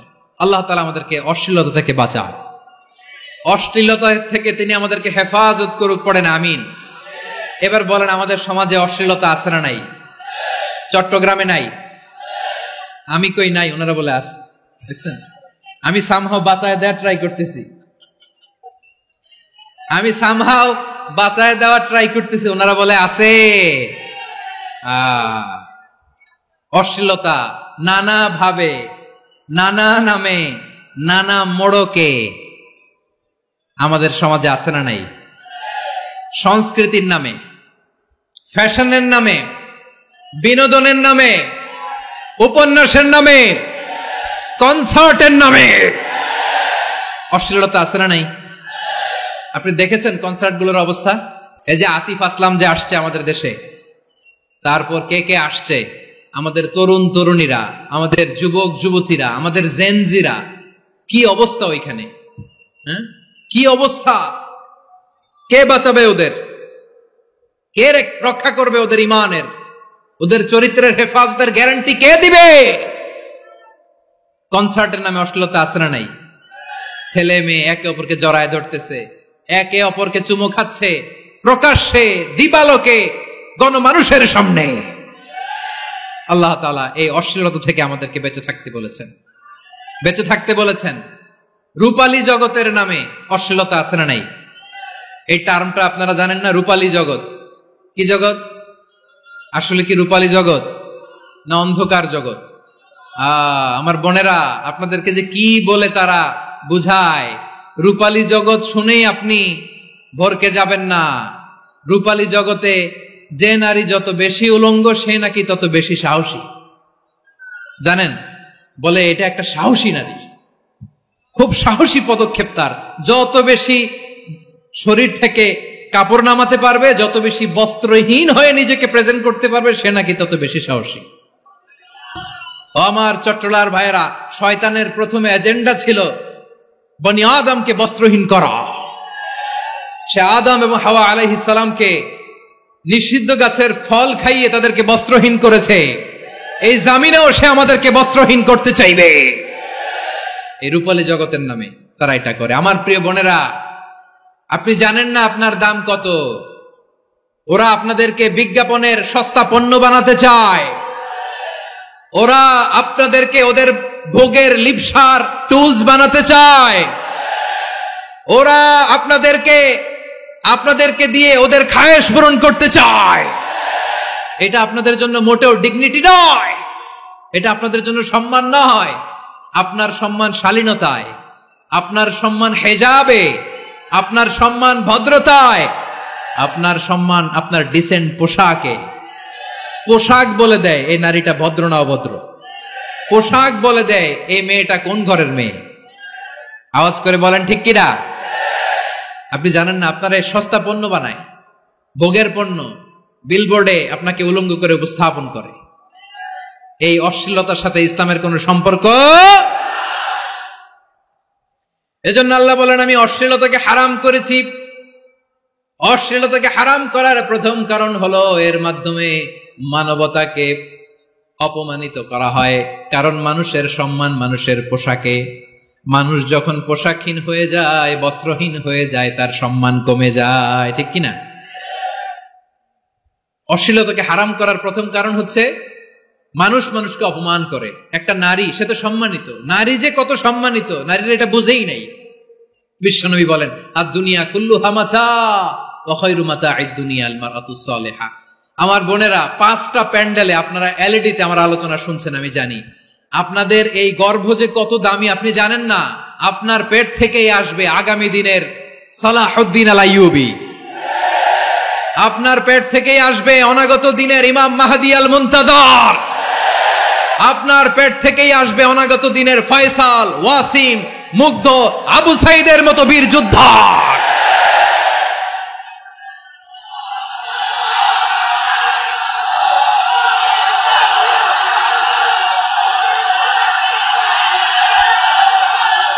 আমার প্রিয় বোনেরা, আমার প্রিয় বোনেরা, বিশ্বনবীর কথার ওজন খেয়াল করেন। আদ-দুনিয়া কুল্লুহা মাতা ওয়া খায়রু মাতা'আদ দুনিয়া আল মারআতুস সালিহা। দুনিয়ার সবকিছুই অ্যাসেট, এর মধ্যে সবচেয়ে দামি অ্যাসেট নেককার নারী। আপনার গর্ভ যে কত দামি আপনি জানেন না।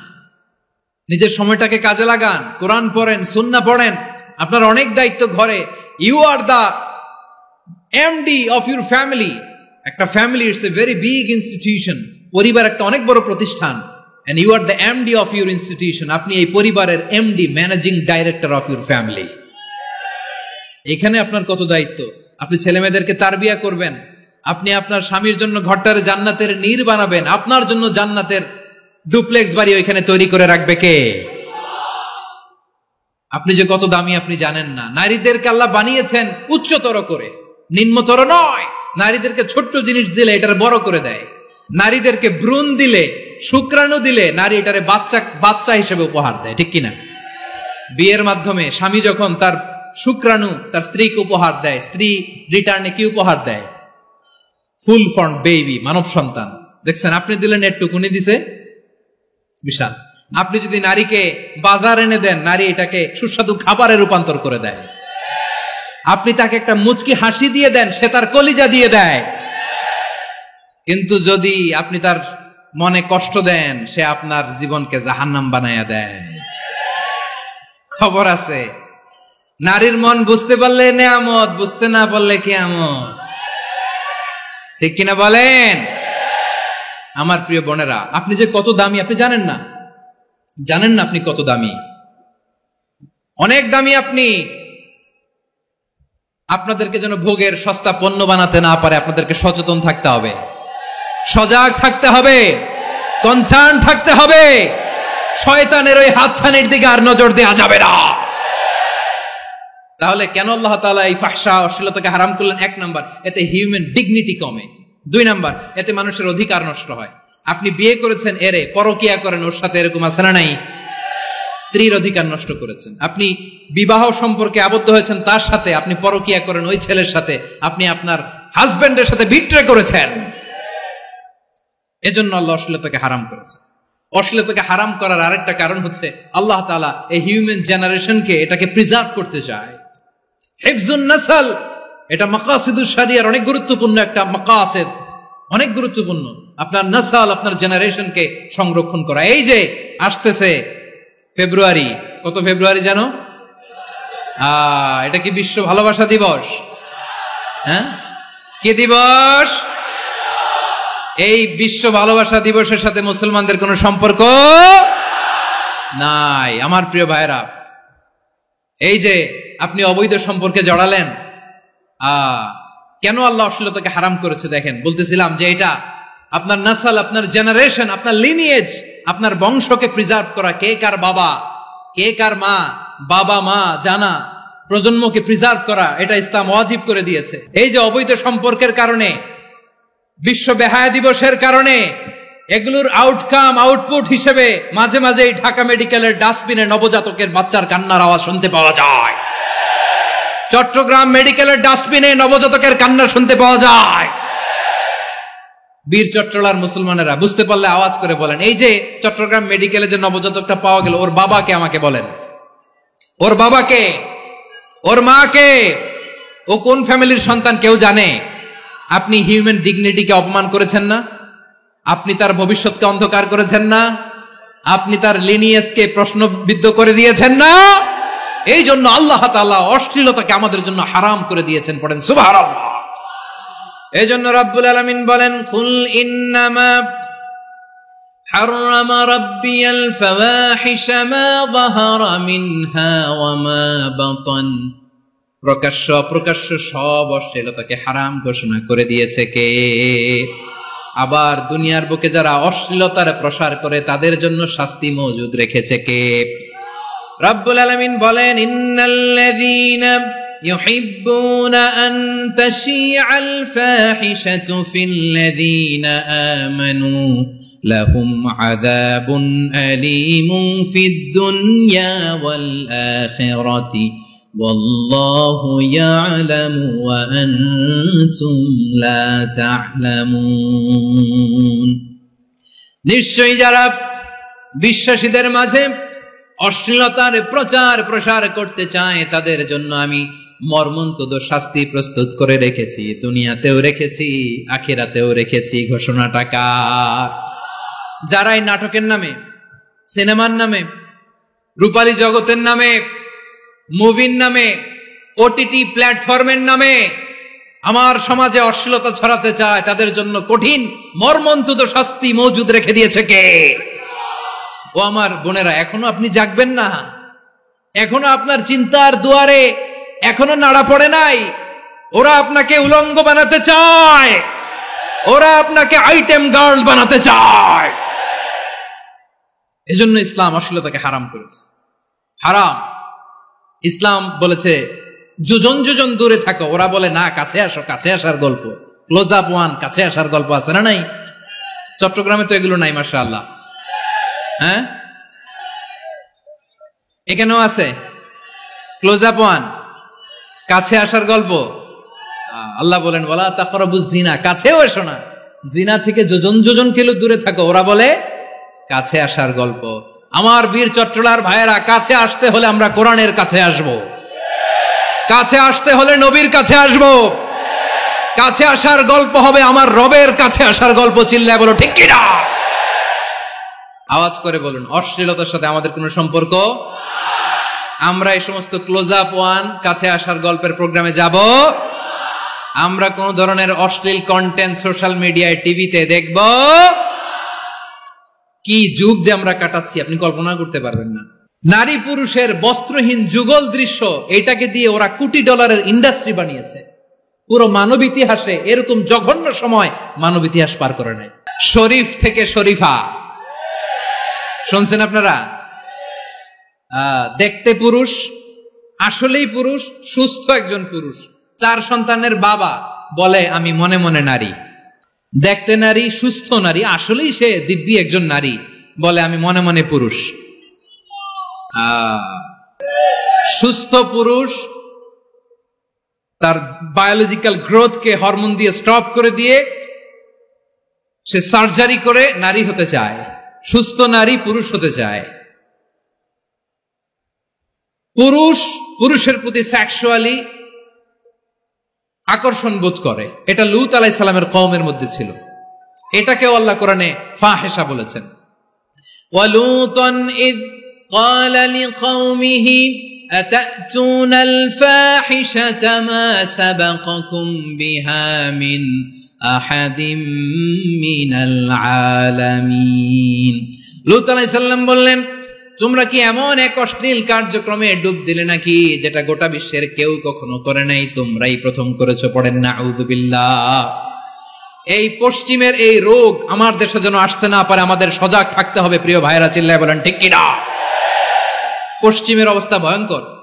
পাশ্চাত্যে আমি যুক্তরাষ্ট্রে ছিলাম অনেকদিন, কয়েক মাস, বিভিন্ন স্টেটে ঘুরেছি।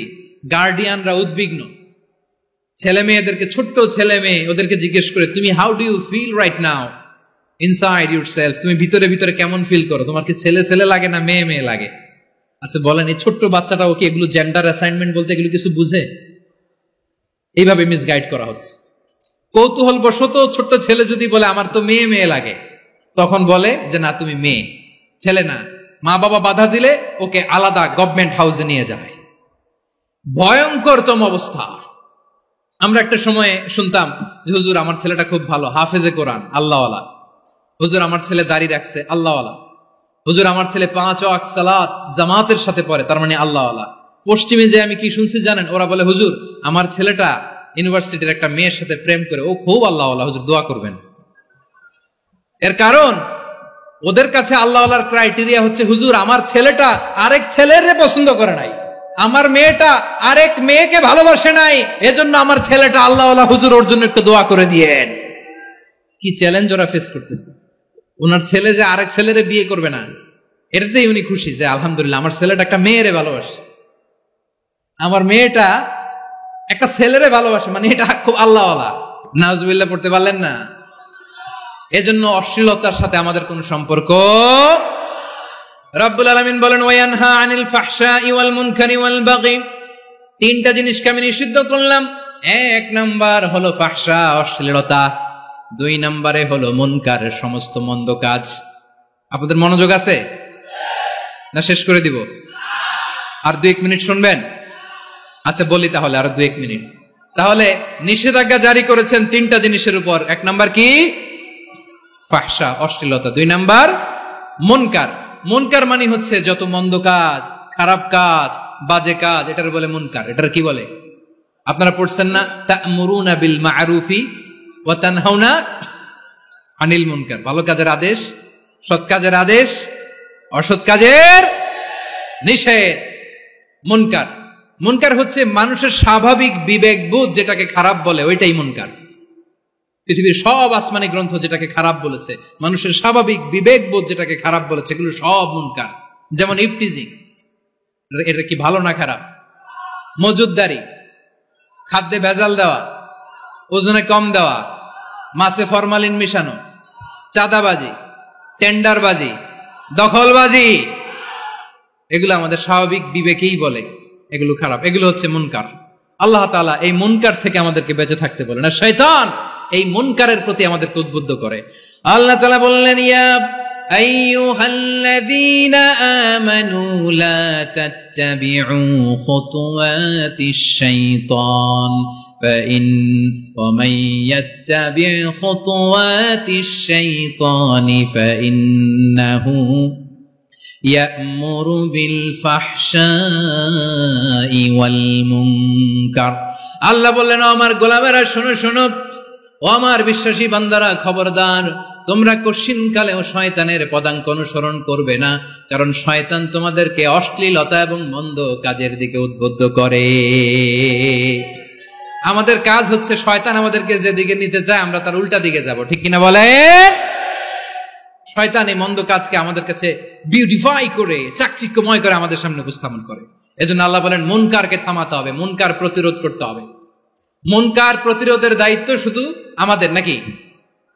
শুধু আপনার খতিব সাহেবের, ইমাম সাহেবের, নাকি মুসলিম উম্মার সবার? আওয়াজ করে বলুন, মুনকার অসৎ কাজ প্রতিরোধের দায়িত্ব কার? রাব্বুল আলামিন বলেন কুনতুম খায়রা উম্মাতিন উখরিজাত লিন-নাসি তা'মুরুনা বিল মা'রুফি ওয়া তানহাউনা আনিল মুনকার। তোমাদেরকে শ্রেষ্ঠ জাতি করে জমিনের মধ্যে আবির্ভূত করা হয়েছে, যাতে করে তোমরা জমিনের ভেতরে সৎ কাজের আদেশ করতে পারো আর অসৎ কাজের নিষেধ করতে পারো। উম্মা কুনতুম খায়রা, তাহলে গোটা উম্মার দায়িত্ব, এটা বুঝতে পারছেন তো? আচ্ছা, আরো নিচে আসেন।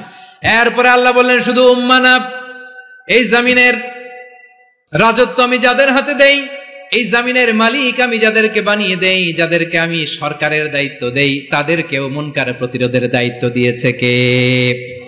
আল্লাহ বলেন যারা ক্ষমতার মসনদে বসেছে তাদেরকে 4 দফা কর্মসূচি আমি আল্লাহ দিলাম। আওয়াজ করে বলেন কয় দফা? আল্লাহ বলেন আল্লাযীনা ইম্মাক্কান্নাহুম ফিল আরদি আকামুস সালাতা ওয়া আতাউয যাকাতা ওয়া আমারু বিল মা'রুফি ওয়া নাহাউ আনিল মুনকার ওয়ালিল্লাহি আকিবাতুল উমুর। যারা এই জমিনের উত্তরাধিকার হয়েছে তারা 4 দফা কর্মসূচি নিয়ে সামনে আগাবা। সালাত কায়েম করবা, যাকাত আদায় করবা, সৎ কাজের আদেশ দিবা, অসৎ কাজ থেকে মুনকার প্রতিরোধ করবা। আদেশটা কার?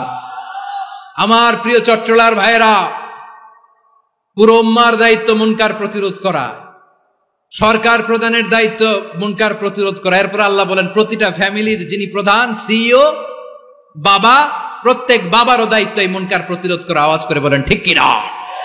যেমনটি সাইয়েদনা লুকমান আলাইহিস সালাম ওনার কলিজার টুকরা সন্তানকে আদেশ করেছেন, ইয়া বুনাইয়া আকিমিস সালাতা ওয়া'মুর বিল মা'রুফি ওয়ানহা আনিল মুনকার। পড়েন সুবহানাল্লাহ। বাবা ছেলেকে সবক দিচ্ছে। কে সবক দিচ্ছে? কাকে?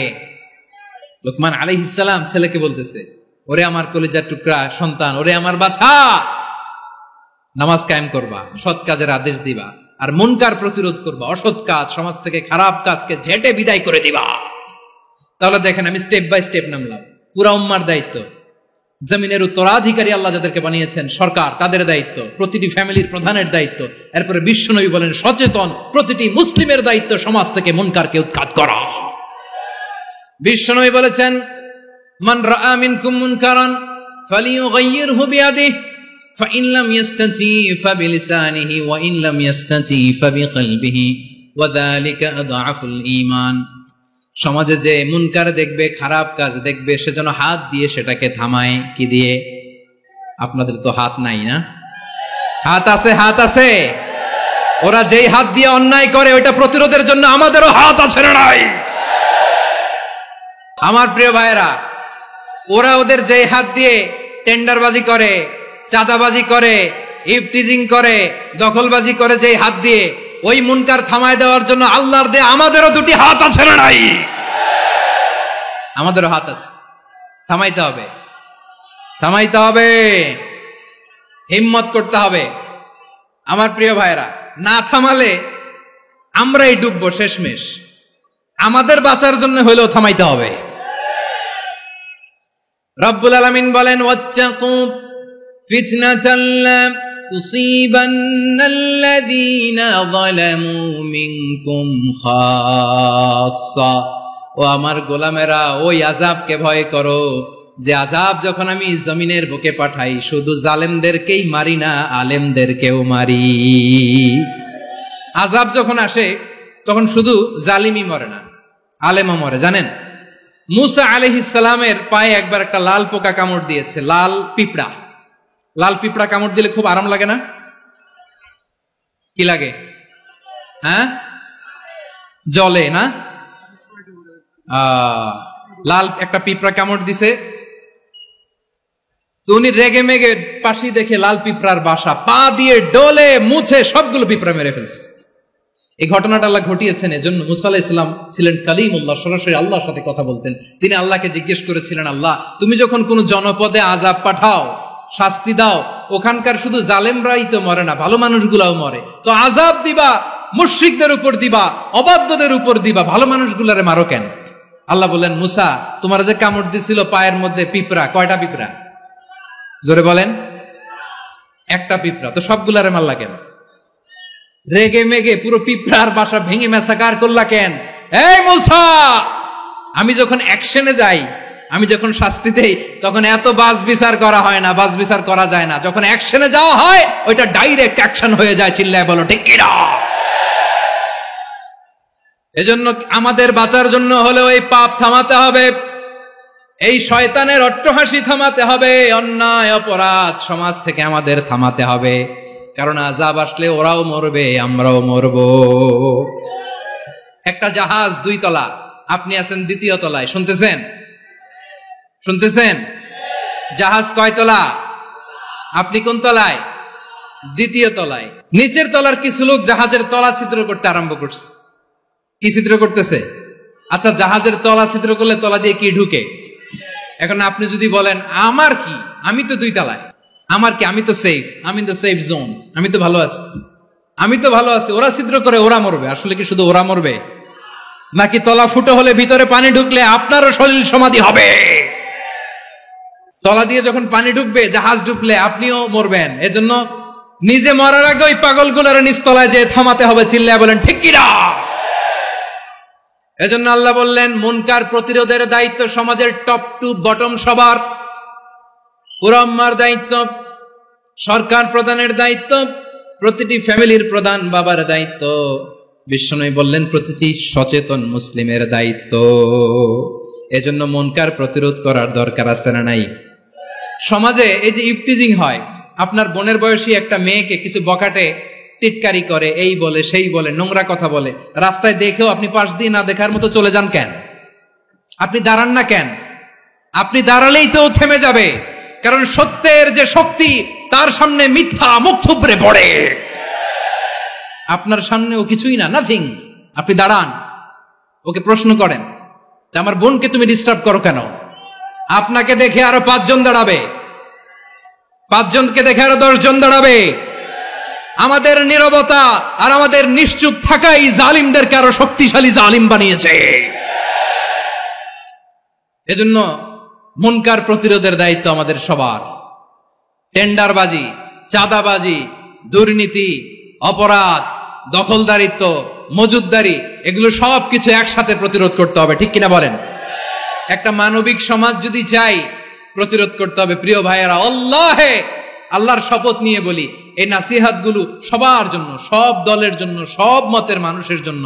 আমরা কোনো দলের প্রতি মানুষকে ডাকি না, আমরা ডাকি ইসলামের দিকে। সব দলের, সব মতের, সব মানুষদেরকে আমরা আহ্বান জানাই, আসুন আমরা একটা সুন্দর সমাজ বিনির্মাণ করি। এই যে নতুন বাংলাদেশের এক সুযোগ এসেছে, আর জীবনে হয়তো আসবে না, সামনের 100 বছর এই সময় আসবে না। আসুন দেশটাকে আমরা সাজাই, আসুন আমরা দুর্নীতি বন্ধ করি, আসুন আমরা চাঁদাবাজি বন্ধ করি, আসুন আমরা দখলদারিত্ব বন্ধ করি, আসুন আমরা এক দল আরেক দলকে নিশ্চিহ্ন করার যে রাজনীতি, এটা বন্ধ করি। সব দলের প্রতি আমার আহ্বান, যে কোনো দলে এই প্র্যাকটিসটা থাকার দরকার আছে না নাই? চাঁদাবাজদের সাথে আপনারা নিজেদেরকে মুক্ত ঘোষণা করবেন যে এরা আমার দলের কর্মী হতে পারে না। আমরা চাঁদাবাজ মুক্ত বাংলাদেশ চাই, জুলুম মুক্ত বাংলাদেশ চাই, ফ্যাসিজম মুক্ত বাংলাদেশ চাই, গুণ খুন খারাপি মুক্ত বাংলাদেশ চাই। আমরা নতুন ভোরের বাংলাদেশ চাই। ওই বাংলাদেশ পাওয়ার জন্য মুনকার প্রতিরোধে, অন্যায় প্রতিরোধে যদি বাঘের বাচ্চার মতো, আবু সাইদের মতো 2 হাত উঁচু করে, বুককে টান টান করে প্রসারিত করে দাঁড়াতে হয়, রাজি আছো মুসলমান? কারা কারা রাজি? আল্লাহকে হাত দেখিয়ে প্রতিজ্ঞা করো।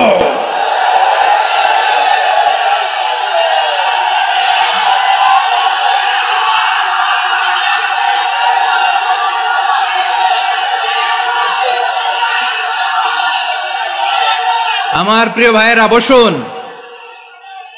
বসুন আমার ভাইয়েরা।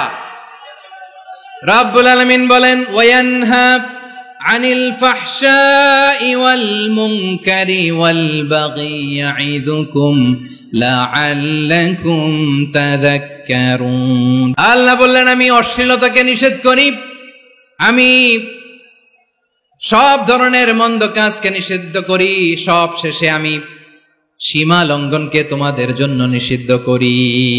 আলোচনা মনে আছে তো, না ভুলে গেছেন? নিষিদ্ধ করেছেন কয়টা জিনিস? 1 নম্বরে অশ্লীলতা, 2 নম্বরে মুনকার তথা সব মন্দ কাজ, 3 নম্বরে আল বাগি সীমা লঙ্ঘন, ক্রসিং দ্য লিমিট। সীমা লঙ্ঘন করা ভালো না। We all should know our limits. চিল্লায় বলেন ঠিক কিনা? একই আয়াতে আল্লাহ বললেন কুল ইন্নামা হাররামা রাব্বিয়াল ফাওয়াহিশা মা যাহারা মিনহা ওয়া মা বাতানা ওয়াল ইসমা ওয়াল বাগিয়া বিগাইরিল হক। অন্যায় ভাবে যে অবাধ্য হয়, যে সীমা লঙ্ঘন করে, তাদেরকেও আমি এটা হারাম করে দিলাম। সীমা লঙ্ঘন করা হারাম, সীমা লঙ্ঘন করা হারাম।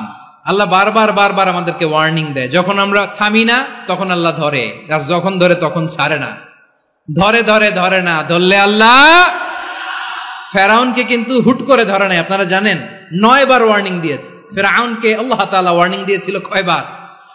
বীর চট্টলার বীর সেনানীরা আওয়াজ করে বলেন ফেরাউনকে ধরার আগে ওয়ার্নিং দেয়া হয়েছিল কয়টা? রাব্বুল আলামিন বলেন ওয়ালাকাদ আতাইনা মূসা 9 আয়াতিন বাইয়িনাত, 9টা মুআজিজা দেখিয়েছি। 1 2 3 বারবার এইভাবে রিমাইন্ডার, ওইভাবে রিমাইন্ডার, এইভাবে নসিহত, ওইভাবে দাওয়া। ফাকুলা লাহু কাওলান লাইয়িনা, নরম করে বলো, সফট করে বলো, যত ওয়ে হতে পারে দাওয়া মেথডোলজির মুসা আলাইহিস সালামের সব অ্যাপ্লাই শেষ। 10ম বারে যে আল্লাহ ধরছে, 10ম বারে যে ধরেছে। এজন্য আল্লাহ বলেন আমি সীমা লঙ্ঘনকে পছন্দ করি না। কোরআনের অন্য আয়াতে বাগীকে বলা হয়েছে আল ইতিদা, সীমা লঙ্ঘন যারা করে তাদেরকে আল্লাহ বলেছেন মুতাদিন। وقاتلوا في سبيل الله الذين يقاتلونكم ولا تعتدوا إن الله لا يحب المعتدين। আমি সীমা লঙ্ঘনকারীদেরকে কোশ্চিন কালেও পছন্দ করি না। আমরা যেন সীমা লঙ্ঘন না করি, রাজি আছেন তো? যে কোনো ক্ষেত্রে ইবাদতে যেন সীমা লঙ্ঘন না করি। অনেকে আমরা ইবাদতে সীমা লঙ্ঘন করে ফেলি। বিশ্বনবী সাল্লাল্লাহু আলাইহি ওয়াসাল্লাম যেটা শিখিয়েছেন এর বাইরে যে অতিরিক্ত বুজুর্গ হতে চায়, এরকম আছে না নাই? করা যাবে না, কোনো ক্ষেত্রেই সীমা লঙ্ঘন করা যাবে, এমনকি যুদ্ধ ক্ষেত্রেও না। বিশ্বনবী সাল্লাল্লাহু আলাইহি ওয়াসাল্লাম বলেন খবরদার যুদ্ধ ক্ষেত্রেও সীমা লঙ্ঘন করো না। কি সুন্দর ইসলাম আমরা পেয়েছি। বিশ্বনবী বলেন খবরদার যুদ্ধের ময়দানে কোনো নারীর গায়ে হাত তোলো না, কোনো শিশুর গায়ে হাত তোলো না, কোনো গবাদি পশু হত্যা করো না, কোন শস্য ক্ষেত্র ধ্বংস করো না, ইবাদতরত অন্য ধর্মের কোন সন্ন্যাসীর গায়ে হাত তুলো না। বলেন সুবহানাল্লাহ। তাহলে আমরা সীমা লঙ্ঘন করতে পারবো? প্রিয় ভাইরা, একটা সুখী সমৃদ্ধ শান্তির সমাজ, মানবিক সমাজ যদি আমরা গঠন করতে চাই, আমাদের আল্লাহর দেয়া কয়টা আদেশ মানতে হবে বলেন দেখি? সবাই বলেন কয়টা? আর বেঁচে থাকতে হবে কয়টা জিনিস থেকে? আওয়াজ করে বলেন কয়টা? আচ্ছা, আদেশ নাম্বার 1 কি ছিল বলেন? আল্লাহর আদেশ কি? 1 নাম্বার আদাল, ন্যায়পরায়ণতা। আমরা সুবিচার, সুশাসন, ন্যায় বিচার চাই কি চাই না? 2 নম্বরে কি ছিল? মাশাআল্লাহ, আওয়াজ করে বলেন 2 নম্বরে কি ছিল? ইহসান। আমরা যেন সবার প্রতি দয়া পরবশ হই, ইহসান করি। 3 নম্বরে কি ছিল? নিকটাত্মীয়দের দান করা, তাদের অধিকার প্রাপ্য বুঝিয়ে দেওয়া। পাশাপাশি 3টা জিনিস থেকে আল্লাহ বারণ করেছেন, নিষেধ করেছেন। তার প্রথমটা ফাহশা, অশ্লীলতা। অশ্লীলতার সাথে আমাদের কোনো সম্পর্ক। আজকের এই ঐতিহাসিক চট্টগ্রামের প্যারেড ময়দান থেকে আমরা যত ধরনের মা যাহারা মিনহা মা বাতান, প্রকাশ্য অপ্রকাশ্য, দৃশ্যমান অদৃশ্যমান, সব অশ্লীলতা থেকে নিজেদেরকে মুক্ত ঘোষণা করলাম। অশ্লীলতাকে আমরা না বলে দিলাম। আওয়াজ করে সবাই বলুন নো। অশ্লীলতার সাথে আমাদের কোনো সম্পর্ক। 2 নম্বর নিষেধাজ্ঞা কি ছিল? আল মুনকার, সমাজের যত মন্দ কাজ এগুলোকে আমরা প্রতিরোধ করব। রাজি আছেন তো সবাই? 3 নম্বরে আল বাগি, সীমালঙ্ঘন। কোন মুসলিম সীমালঙ্ঘন করে না, এমনকি যুদ্ধ ক্ষেত্রেও না। আওয়াজ করে বলেন ঠিক কিনা? রাব্বুল আলামিন শেষে বললেন ইয়াইদুকুম লাআল্লাকুম তাযাক্কারুন, আল্লাহ তোমাদেরকে উপদেশ দেন যাতে তোমরা শিক্ষা গ্রহণ করো। আমরা উপদেশ দেব, আমরা জোর করে কাউরে কিছু মানাতে চাই না। লা ইকরাহা ফিদ্দিন ওয়া যাক্কির ফা ইন্না যিকরা তানফাউল মুমিনিন, উপদেশ দিলে এটা মুমিনদের কাজে দেয়। লাস্তা আলাইহিম বিমুসাইতির ইন্নামা আনতা মুযাক্কির, নবী হে আপনি রিমাইন্ডার দাতা, আপনি উপদেশ দিবেন। আমরাও বিশ্বনবীর এই হাদিসগুলো থেকে, কোরআনের আয়াত থেকে রিমাইন্ডার, এই কথামালা বাণী বাহক হিসেবে এই বাণীগুলো আপনাদের সাথে কাছে পৌঁছে দিলাম। আমরা আল্লাহ তাআলার কাছে প্রার্থনা করি, আল্লাহ আমরা যেন আদল দিয়ে আমাদের সমাজকে গঠন করতে পারি। আল্লাহ আমরা যেন ইহসান করতে পারি, আমরা যেন নিকটাত্মীয়দের দান করতে পারি। আল্লাহ যত ধরনের অশ্লীলতা, অনাচার, মন্দ কাজ, সীমালঙ্ঘন, অবাধ্যতা থেকে যেন আমরা বেঁচে থাকতে পারি। আল্লাহ তাআলা আমাদের সবাইকে কথাগুলো বোঝার ও আমল করার তৌফিক দান করুক। হাযা মা ইনদি ওয়াল ইলমু ইনদাল্লাহ আলাইহি তাওয়াক্কালতু ওয়া ইলাইহি উনীব। প্রিয় ভাইরা, আমি আপনাদের সবার জন্য দোয়া করি, আপনারাও আমার জন্য দোয়া রাখবেন।